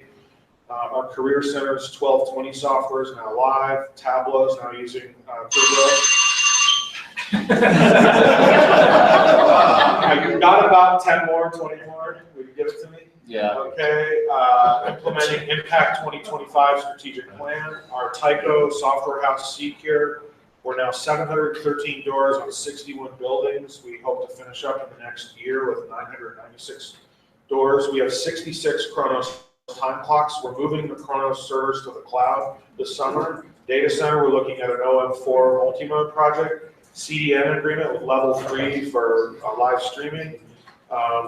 Implemented Elution Elevate. Finance requisition and test. Travel and expense focus group, we're looking at Concur and Chrome River as finalists. Bunch of BA positions created now that work in our area. We have a contract with Connect 2 for reservation and management inventory tracking. Faculty feedback data analytics dashboard. US Bank e-payables project, cashiering system looking at I-Core payment. Replacing Red Web SIS for our elementary school. And that's about it. That's all? That was built from 5 directors giving us at a project spreadsheet for our CIO, so by no means is that channel. That's that every year. You know, the telecom ones and network are working in some of this central system stuff as well, but there are actually more. It's a summary. How's BT Diamond making that for you? Oh, we just bought it and sent somebody to training, and this is Cisco network registrar that OEMs it, and so we're going to try to launch the IPAM server module. Our IPAM has done the spreadsheets today. Yeah, we're in the process of installing the software and doing all that kind of stuff, so it's going to be, that'll be another thing this summer. I'll be curious to hear how that goes. We got a good deal on it. Ryan, do you want to update on the Arizona State University? Arizona State. I'm sorry. The University of Arizona. The University of Arizona. I read it wrong, sorry. It's okay. All right, we are in the process of migrating our primary and secondary data centers to the cloud, either AWS, Azure, SaaS, PaaS, whatever makes sense. We're also, as part of that, migrating our ERP systems to AWS. We're all PeopleSoft, and moving all those. We're migrating our quality financials to AWS. We have acquired and will be deploying Infoblox DDI solution. We're in the process of deployment of our OpenDNS. We are replacing our antiquated audio conferencing system with Cisco Conference Now. We will be deploying Zoom. We are in the early stages. We've done a few migrations to Office 365. We have a whole lot more to do. We are in the process of deploying a controlled unclassified information environment. We'll be deploying Sharewell this summer. We are in process of expanding our DAS to our basketball arena and to some residence halls. We, as part of our network core refresh project, we purchased Cisco Firepower firewalls. We have deployed them with basically the same rule set that we had before, and we will be deploying next-gen firewall features starting this summer. We will be launching a project to tighten our core firewall. We are in our next rounds of classroom technology upgrades. We'll be decommissioning some of our older web host services. We will be deploying a text-to-speech for our classroom emergency warning system. We are evaluating migrating to Sophos Cloud for our antivirus solution. Like many, we have several new buildings that are under construction or in a design review stage. We're also finishing up our project to create a more secure Active Directory environment. And we will be doing another round of our wireless upgrades on our campus. Those are our points. Great. Can I ask 2 questions? Yeah. You said primary and secondary data center to the cloud. Is that meaning no more physical? No more physical data center. Then what's the integration between OpenDNS and Infoblox? Yeah, so yet to kind of figure that out, but the idea there being that we'll point our recursive DNS boxes to OpenDNS to protect our DNS, ensure our DNS security right now. So first in OpenDNS and then everything else. All the internal, so we'll resolve internal addresses internally, and then anything that's go out will go out to OpenDNS.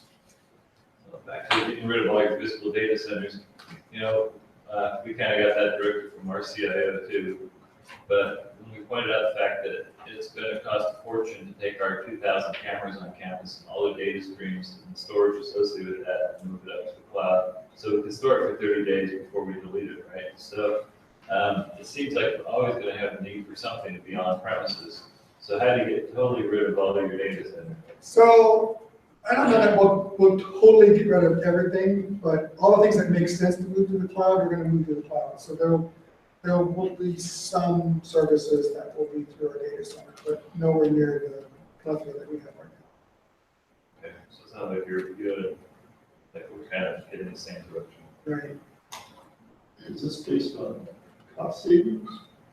It's based on the ability to be more agile. So that's what I've been told anyway. So the It's definitely not a cost savings because it's going to cost more. It's interesting. It's going to cost more. The latest statistics, 53% of the organizations that moved to the cloud are moving back. We've said the same thing. All of us have said that. What percent, Jim? What did you say? 53. Wow. 53. So, We've all said the same thing, and it's like, well, we're still pushing that way. so that's kind of why we're doing a hybrid, because who knows where this is going to end up. Right. So, you know, without taking out. This started out as moving our ERPs and some of our big systems to the cloud, and now it's time to we need to move everything. So we've gone through this analysis, and we have hundreds of services, servers in our data centers that we have to move. And they want us to move by the end of the year, which. So on your Office 365, maybe I'm confusing you with University, or with Arizona State, but one, either University of Arizona or Arizona State moved all to the cloud once and then they came back. So we did. So I thought it was. A long time, several years ago, we moved to the BPOS environment, which was the precursor to 365. It was built on Exchange 2012 or whatever. 10 or something. And we had just an absolutely horrible experience. So we moved back on-prem with our own Exchange environment, and then now we're 365, we're moving out to 365. So hopefully you don't have the same experience. So is this your medical center as well? Are they doing it as well, or is that just the campus? No, so our medical center is a complete separate legal entity, and so they manage their own environment, so I have no idea what they're doing.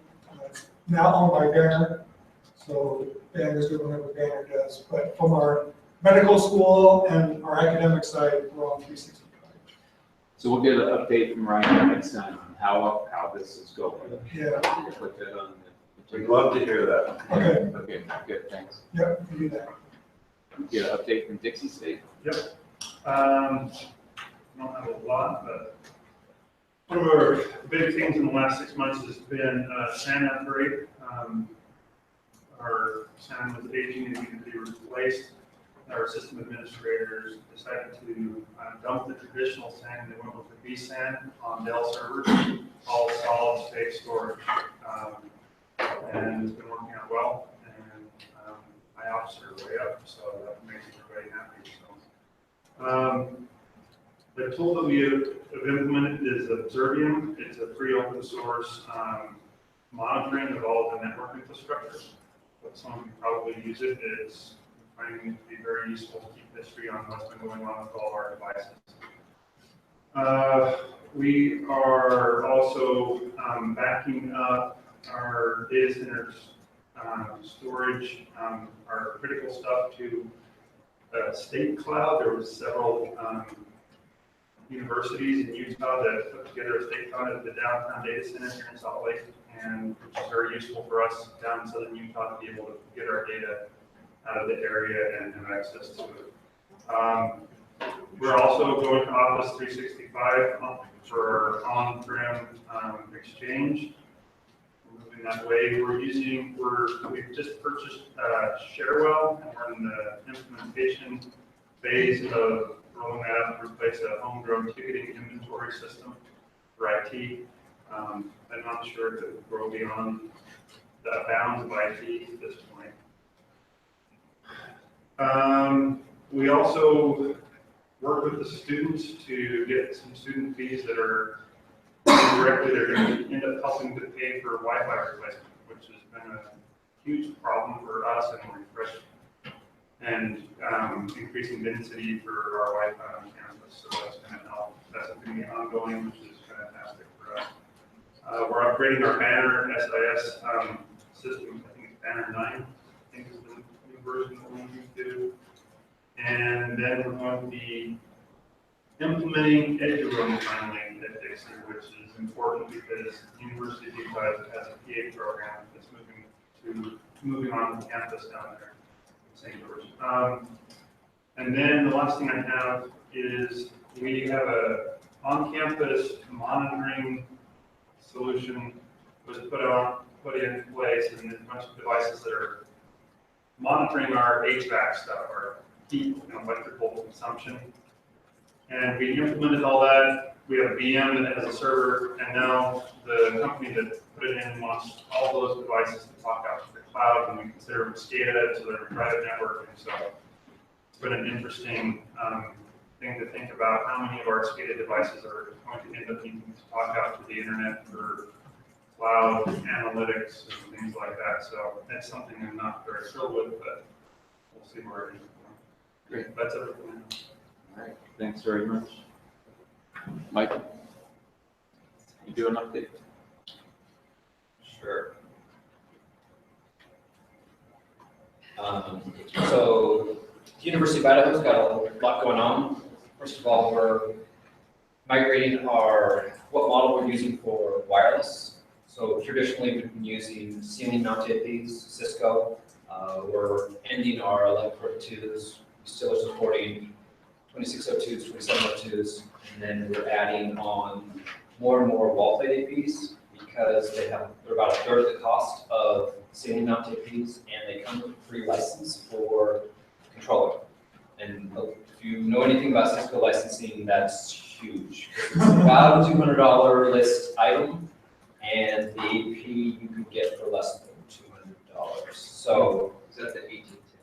It's an 1815, but 1810 is the same. 1810 does not come with free license, but 1815 does. We're only doing that on a short-term basis to try it. Yeah.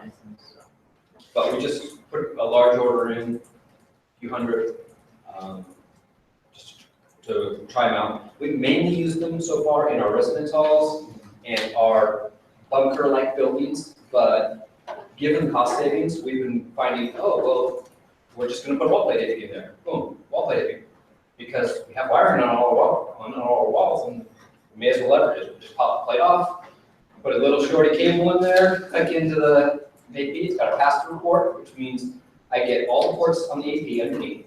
It's got 3 or 4, depending on the model, that you can program to any VLAN you want. And it has a pass-through port, which means you can still connect it to a PoE switch and run something like a phone off of that plate as well. So you get 2 full use items off every plate. And then you get about 3 additional ports usable, and you can control the VLANs on it. It's been a huge win so far for us on that. Moving on. We're migrating our Cisco Secure ACS system to Radiator.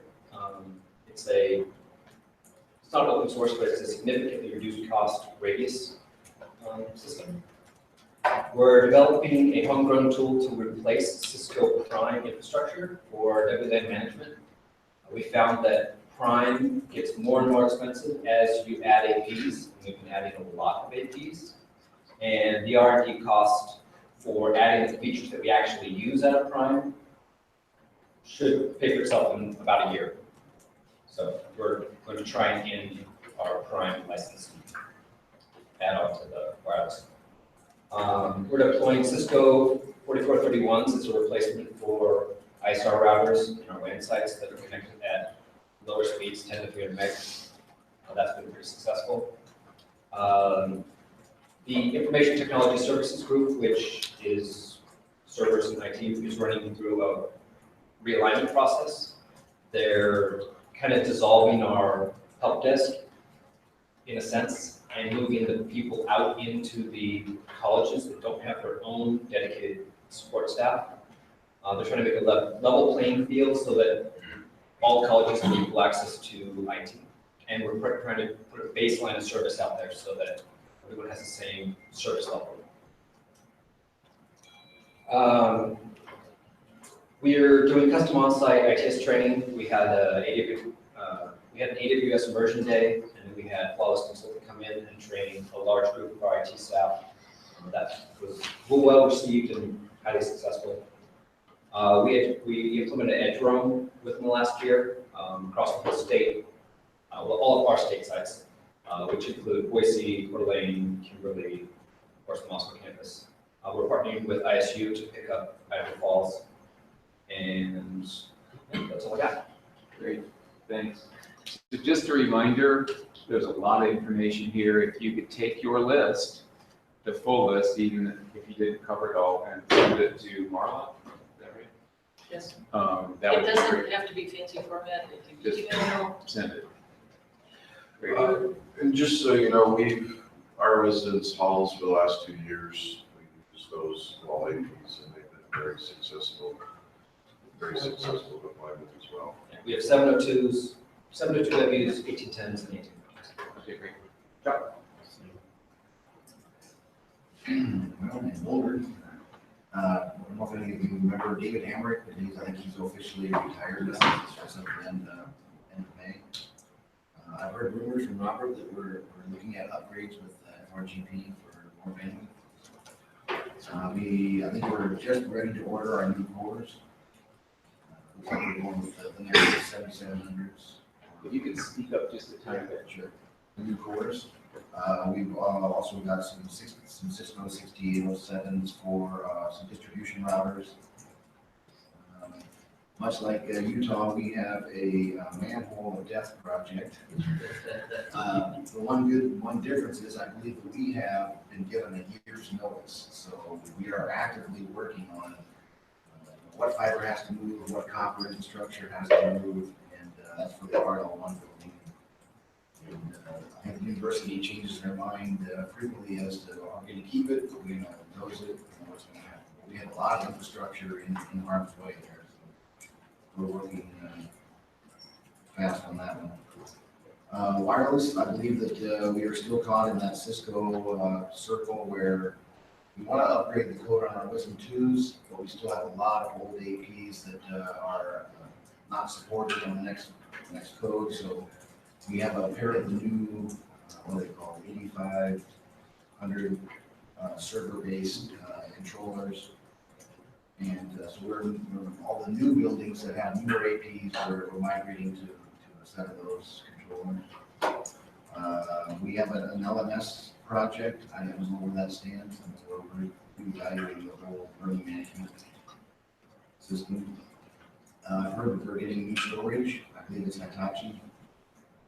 The phase 2 data center in space science has continued to be very popular. We're moving people in every month. I see projects of new additions in that data center. The White project, that's probably closer to my area. I'm one of the primary engineers on the White project.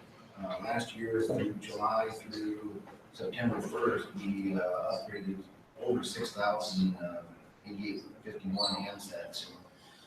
That project moved very close, very quickly. I heard that we busied out the last cabinet on the Avaya system, so we are now in the process of planning the power off of the whole Avaya phone switch. So we're pretty close to being done with this one. And what was your replacement? What are you? Total, it was like 8,000 handsets. To what should be? Cisco Call Manager. Let's see, I heard that we've upgraded to Juniper Space. We've sent some people to training on that. That'll replace our, what was the old one called? I don't do a lot of security on the Juniper side, so they have an aging. Is it MSM? MSM, yeah, thank you. We got some SRX 5500s from Juniper coming on to replace some older net screens. Oh, and we just got done with the efficient IP for our iPad. We looked at Infoblox, we looked at BlueCat, and what was the one, Chad, that you? Cisco Network Registrar, but it's BT Diamond. Yeah, we evaluated all those, we had a big project, and our DHCP and DNS engineer really liked the efficient IP, and so far it's working very well. I really like it. It's very fast.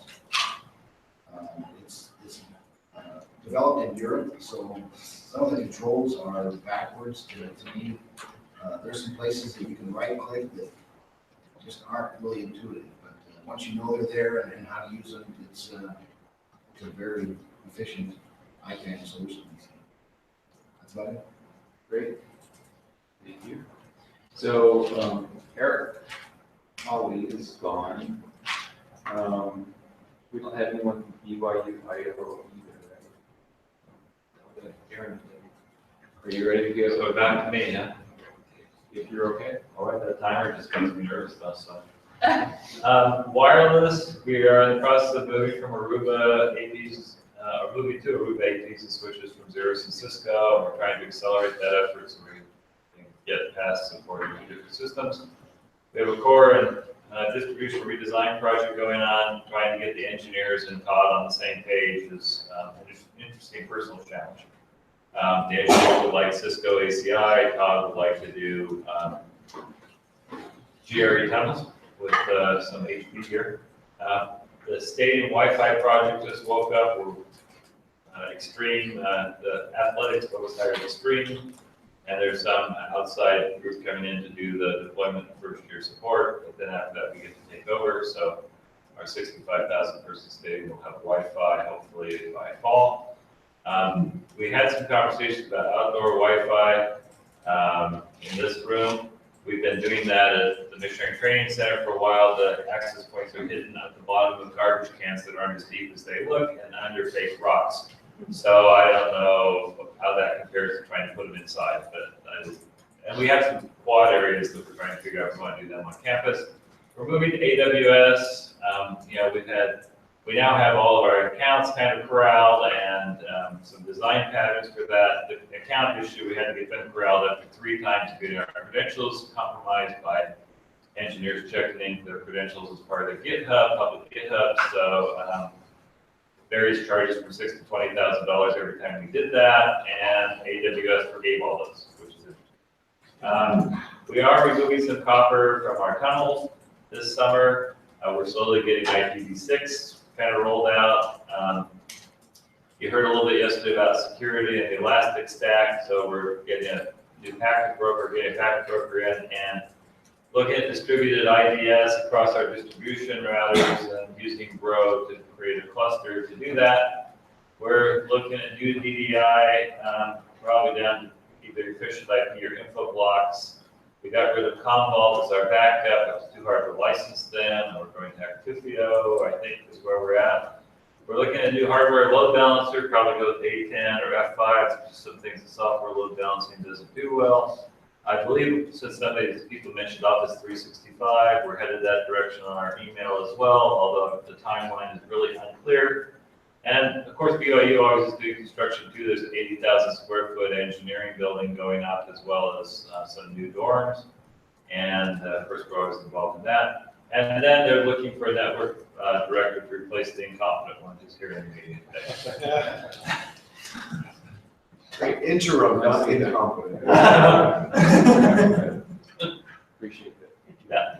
Okay, at Colorado State, we have a few construction projects going on 2 academic buildings, a new medical center, not a med school, but a medical center, and a new stadium. It's a multi-purpose stadium, so we have some academic functions, some general assignment classrooms, a few departments. And so we're doing all of the phones and networking and Wi-Fi and that portion. We're contracting out to a company called 5 Bars for the DAS and public Wi-Fi. So that's a very unique model. We'll see how well it works. We're moving from Rave as our emergency alert system to Everbridge, and that's because our county has a site license for Everbridge and has offered it to all of the public sector entities in the county to take advantage of that at no cost. So we'll be over the next year migrating to Everbridge. If your county has a similar thing, it might be worth exploring if you're paying 10+ thousand a year for something else. We are in our final stages of moving off our old Nortel PBX onto open source VoIP servers from SIP Foundry. We're still very happy with that, and I think that it saves us a lot of money every year.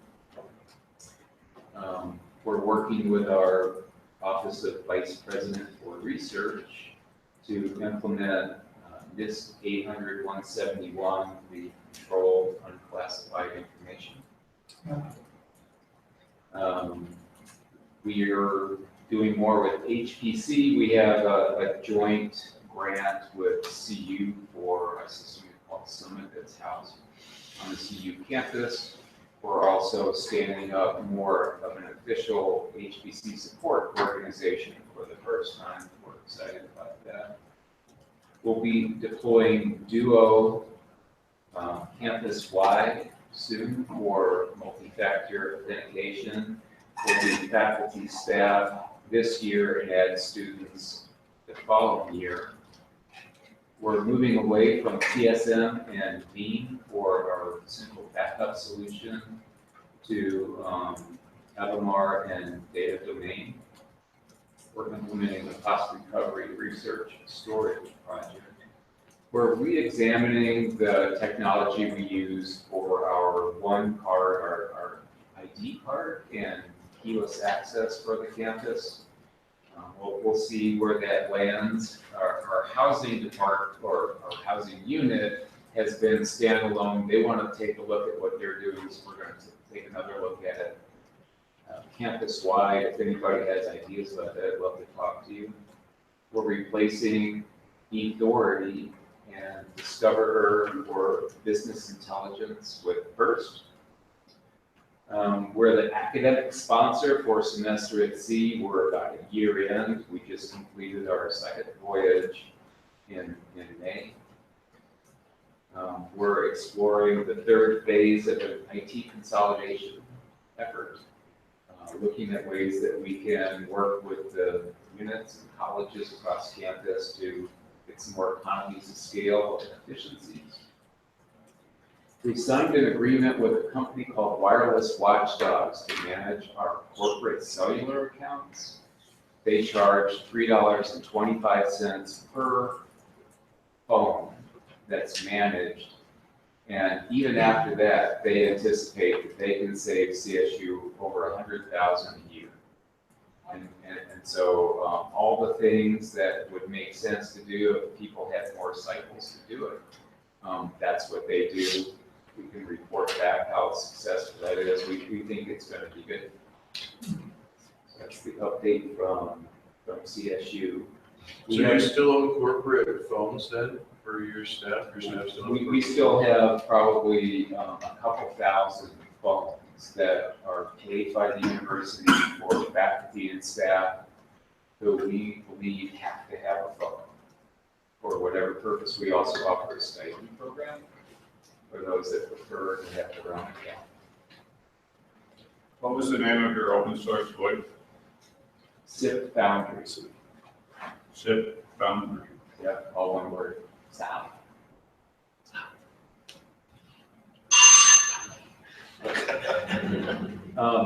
All right, so we have some folks online. Mark Reynolds, can you do an update, please?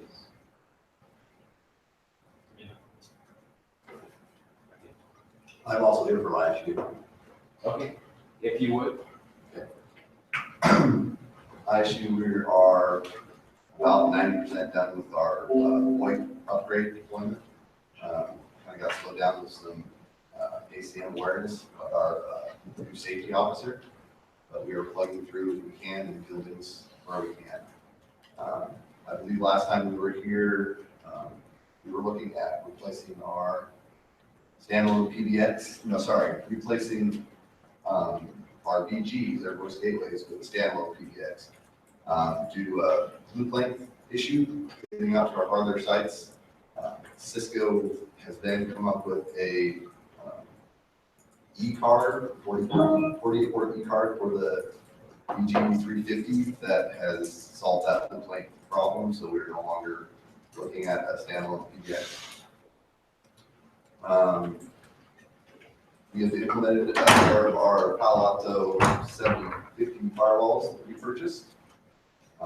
We've got one in each data center connected in an HA pair. Each one connects back to each of our two carriers. For redundancy, that is working well. We've moved our old border ASA firewalls and the CAPI IPVS. Rolled that into the Palo Altos, and we're pretty thrilled with our purchase, getting used to the increased visibility from the Palo Altos. We completed consolidation of wireless in Idaho Falls with UFI. We are now managing all wireless in Idaho Falls and then anchoring UFI's SSIDs back to them and their controllers in Moscow for IPs and radius authentication. The construction of our new dedicated research data center is complete. That now just comes moving the servers for the RDC that have been spun up and running. We've got researchers using right now, moving that into the new location, out of the temporary location. We're looking at a distribution and access layer switching upgrade for the next fiscal year, hopefully, if budgets allow. Our enterprise apps group and server groups have been working on upgrading to Banner 9. And they are wrapping up a centralized AD deployment in our clinics. Our service desk is finalizing getting the last holdouts in the campus community converted to the box, our box account for storage. And we'll be purchasing and implementing Team Dynamics to replace our footprint ticketing system. And our public safety office just completed upgrading CS Gold to the latest and greatest for door access.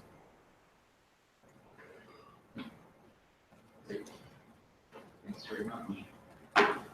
Anyone from New Mexico? Online? Mark is online, I don't know, Yeah. Did I miss anybody? Jim's here, he may have more to say. Would you like to? We skipped because we. Testing, I can do it. 5 minutes. Did you have any mention of what was beyond? Did Barry, additional to what I already said? Barry said you already said. Yeah, you pretty much covered everything. One, we didn't cover 24/7 knock though. We don't have a 24/7 knock. We would like to have one. That's madness. Did you ever have one? No, I mean, we've never had one. We've been on pagers for 14 years now.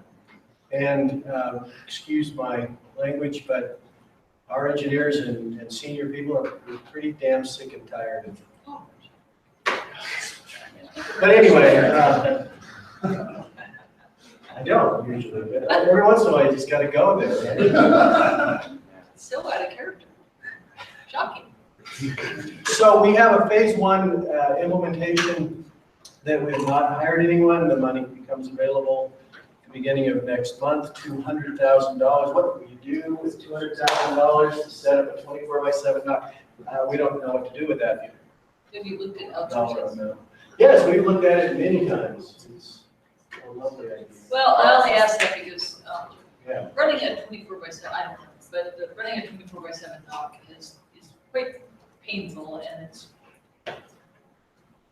So we've gone It's from quite painful in Wyoming because we have a lot of staff. the free-for-all 5-minute madness, because Marla and I could probably. And then we're having lunch. Which is 3 minutes. Let me go make sure lunch is up. Well, so we looked at actually having the global knock, take our after-hours calls and do some things with this, but the problem was, when it came right down to tools, well, we didn't get to that, we didn't get that far, because we would have to just use all of their tools, but it couldn't flow over to all the other things that we did, so we'd have to just have the tools just for them for that. The other thing that's happened is in 14 years, we've gone from having maybe a call once or twice a week that would get techs up and having to work on things to they're essentially working whenever they're home. There are so many calls, there's so much that's going on, and we really do need a 24/7 knock. Now, we tried to talk Mike into doing it for us. But what he said is it would take him 2 additional employees just to do it anyway, and if he was gonna do that for us, we'd have to pay for the whole thing, because he wouldn't do it for himself even, so. I'm paraphrasing a bit, but it's essentially gets to our conversation.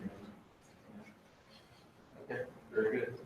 Well, well done, everybody. We got through in the allotted time, so thanks very much. Let's go ahead, Lon. So I would say that you mentioned Duo. BYU's decided that every faculty and staff member is going to have to use Duo. And those of us who signed up early, it's great. We just did it, online, didn't have to prove who we were.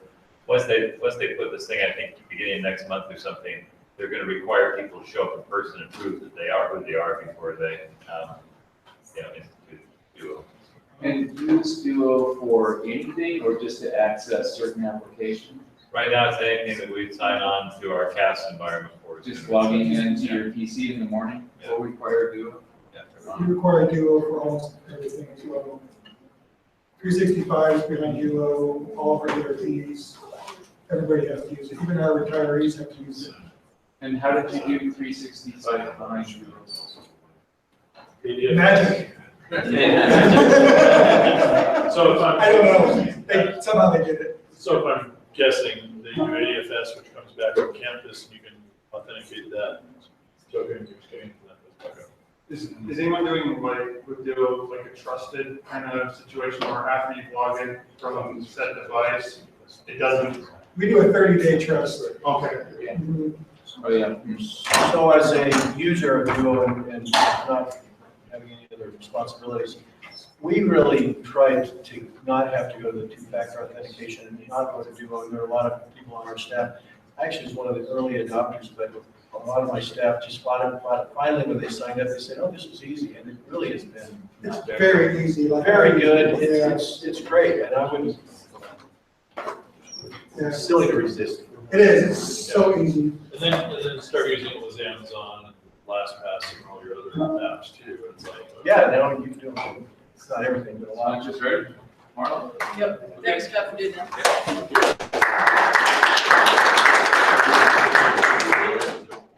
So before everybody walks out, so there's salads, that's what your choice is. There's tuna, chicken, and chef. I still am missing some talks. Godzilla and Neil, do I have your expansion value? Cloud PBX. John, you're talking on TV. Dave, you already talked. Dave. Ours is more like kind of finish it makes sense. No, you always the last. We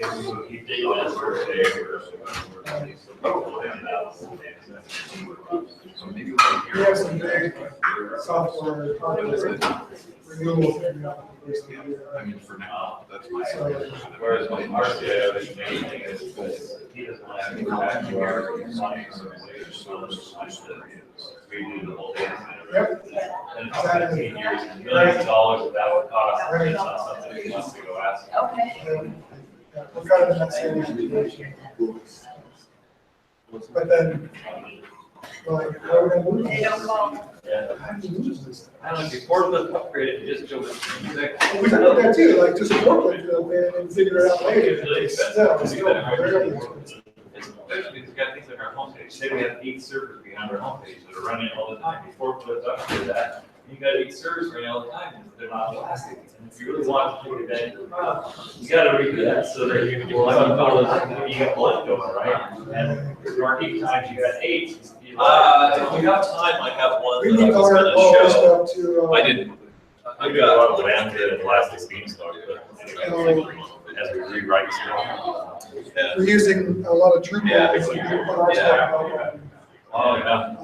Except for I did it the easy way.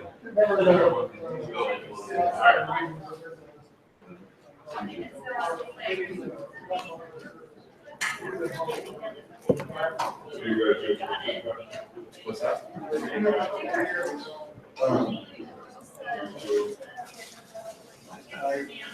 Came back and gave.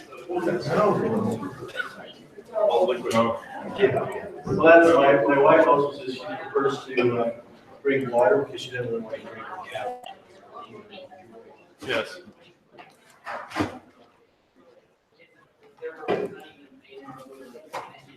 So it does work. We're still on but we're moving it. Are you still logged in as me? Yeah, okay. Oh, I did? okay, yeah. Somebody, no, there it should be there. It's still down there. There's like multiples. Okay,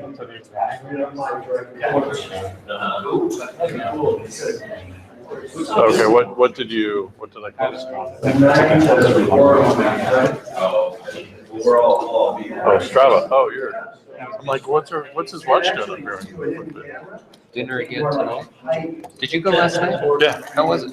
It's all right. I wasn't really impressed with the food though. Was your food really good? It's all right. I wasn't crazy. It was good. Yeah. I don't know if you guys are going again tonight. I'm in if you are. We might try to go to Red Yes. Yeah. That's a standard That's for right. Salt Lake.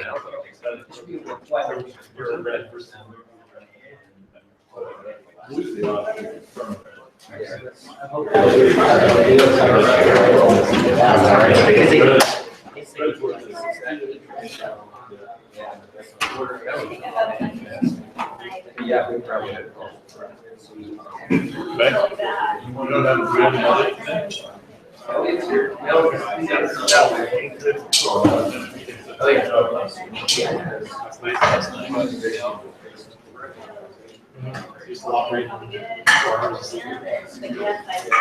So Jim, you're able to come because it's on campus? You just can't. Sorry? You're coming because it's on campus and you can't?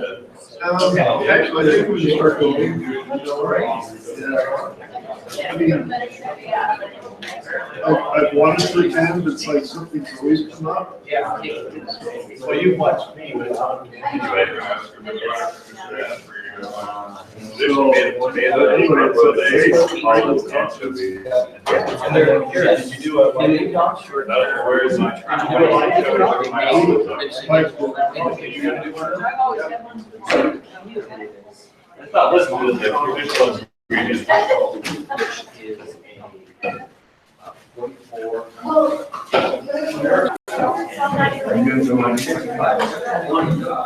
ingredients.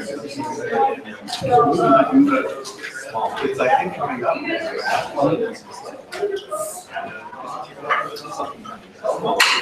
I guess I feel like he's not here. It's whatever you want. So what we see is on the phones and zero. No, you're right. You heard it 100 times.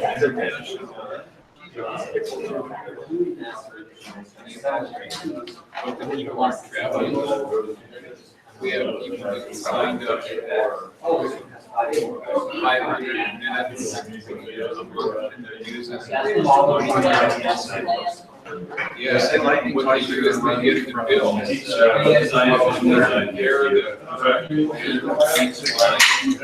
they're actually using. And they get the bill, talk about it, or if you want that month, right to that, I want to show you. Hey, everyone. They do all this kind of stuff. Dave probably such Yeah, I'll make it work out. they. So Dave, I don't see me on my there. You're at me? Will still You're around here. say. You're on this side. Okay. But it's because all of these departmental admin assistants, they don't have the cycles to look at. They just. Available to students on the campus. It's right, because the content, silos are, some services run anywhere, content is. My students on campus. I see this guy before. We're trying to work it out so. Awesome. That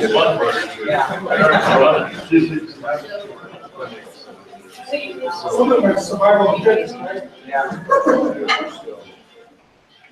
Natural selection.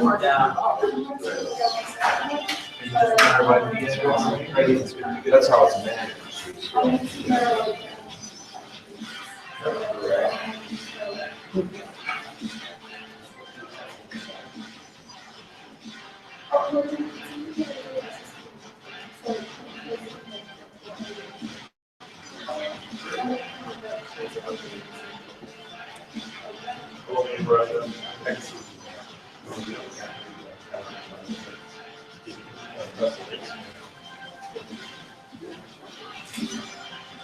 All right, I just want to tell you that what this says is a tuna niçoise salad. Did anybody get tuna? Yeah, there's tuna right there in the menu. Oh, I didn't see it. I got one. There was only 2 of them. There was supposed to be.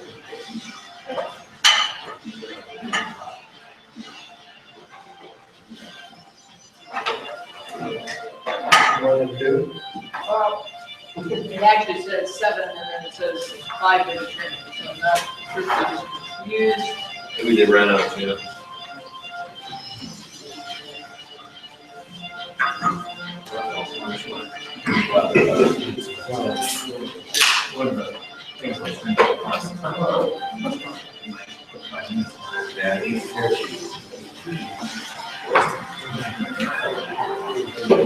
Yeah.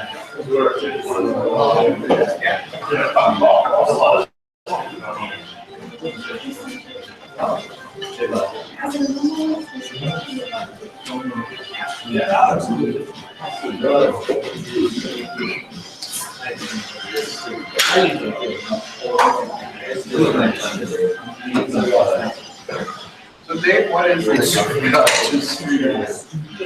video.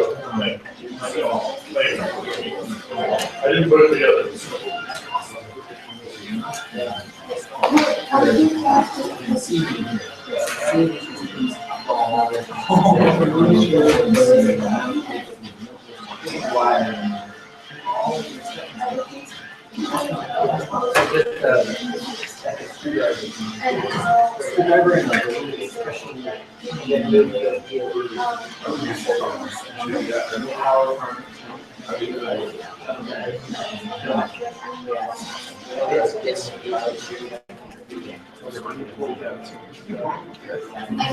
How was this experience?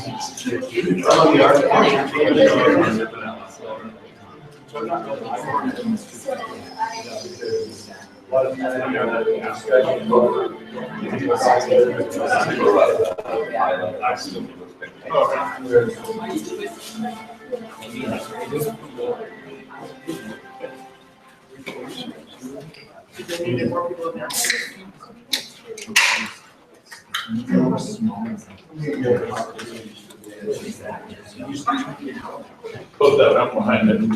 Which one? Uh-oh. Did I? Yeah, no, I opened it. Positive.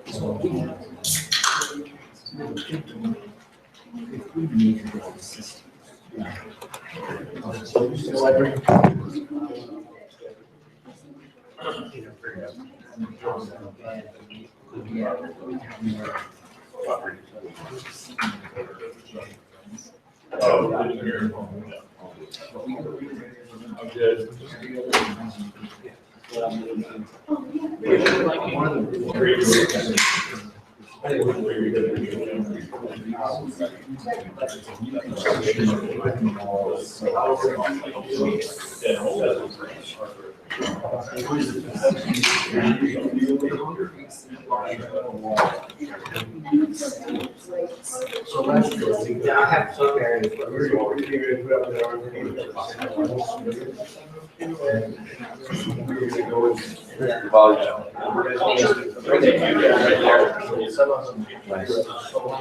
So we got the real world. Dow was up 87.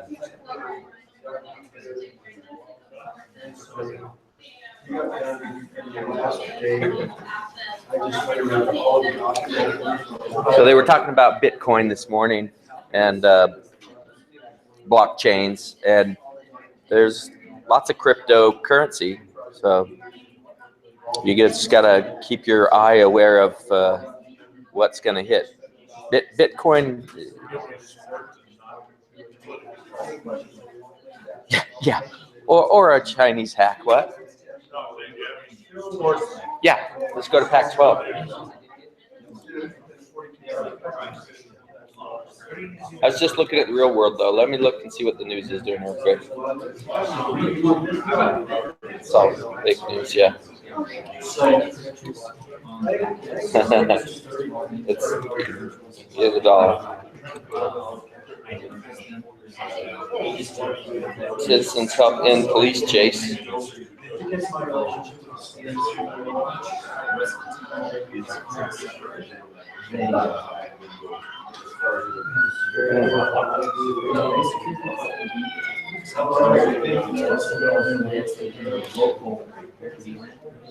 Who's going to pay for the repairs of this dam? I know.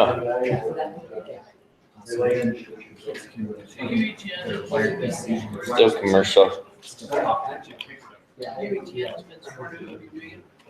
Yes, everybody better. Ooh, soccer. That was right in the middle of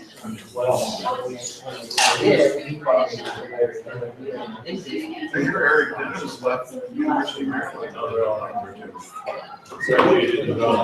It's an encore. He's going to health. Just Salt Lake based. Doing some health consortium. What is it? So when you logged in there, did that burn up a license because of this browser on this computer for you? You have a certain amount of count of, Yeah, so it is one user, one unit, one device kind of thing. I so you'll got, revoke this computer now that you've logged in on this machine, in this browser, in this room? Will you have to revoke that, or? yes, Yeah, that's what I thought. yeah. We can set up department accounts too, but that's just for the Roku. Yeah. On here, Yeah. you're only certified for one device. Yeah, I got you. Yeah. Similar issues on the Comcast offering. Mm-hmm. Kelly actually. Oh, let's see the weather. He hasn't had contact with her for a while. Yeah, we struggled. We decided to go Comcast because we didn't want to do a head end. Yeah. We've been looking at fiber since they started. Yeah. So we're a cable school, like a lot of cable giants have given a lot of money to our school. Yeah. Cable center. So for a bunch of political reasons, Yeah. we're just sticking with Comcast. Well, I mean, if there's some of those issues at other universities, they do that, but you're paying for it. And you lose the value of, I've built an a la carte system, Yeah. right? This is what the housing wants. I can change my lineup. Yeah. And they've been pretty responsive to me. Okay. There's been a couple channels we didn't have. And they, like, within one request in an hour, they're there. Yeah. And there's other channels that require more of an agreement, or, they're a little trickier to just add. Yeah. Yeah, we're inking the deal right now. We've been on the trial for Mm-hmm. 2 years with them. Mm-hmm. And now, this is the first time the contract reads end users, not RF drop counts. Okay. They're throwing in the RF drop counts Mm-hmm. and not, we're simplifying the contract. Been brutal though. It's Yeah. taken me 6 months, man. It's been Yeah. a hard contract to get done. Yeah. Yeah. I'm glad. I don't have to think about it for years. Yeah. It's good that it's not a 12-year kind of, well, I don't know. Talked to Cheryl.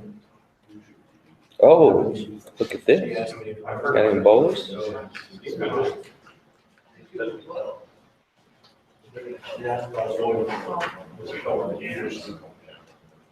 they are now. John Rash and Jason Olajide with their matches. Again, Vermont's going to have to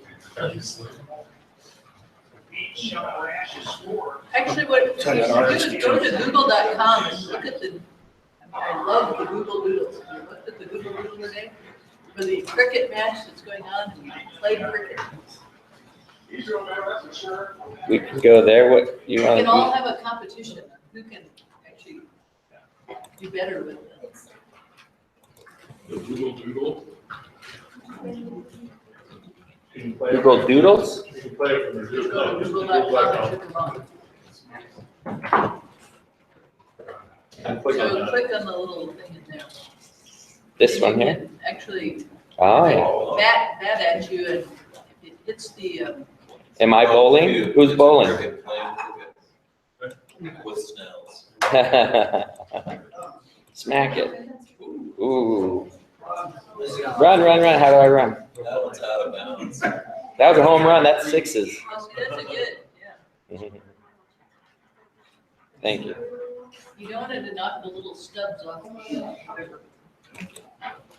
Oh, run, run, run.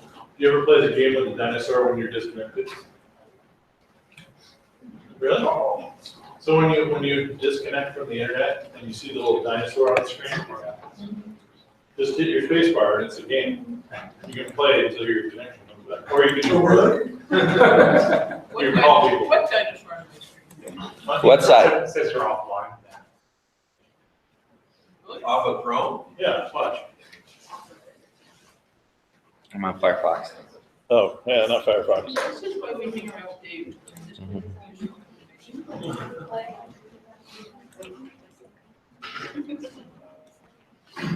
I have the text on it.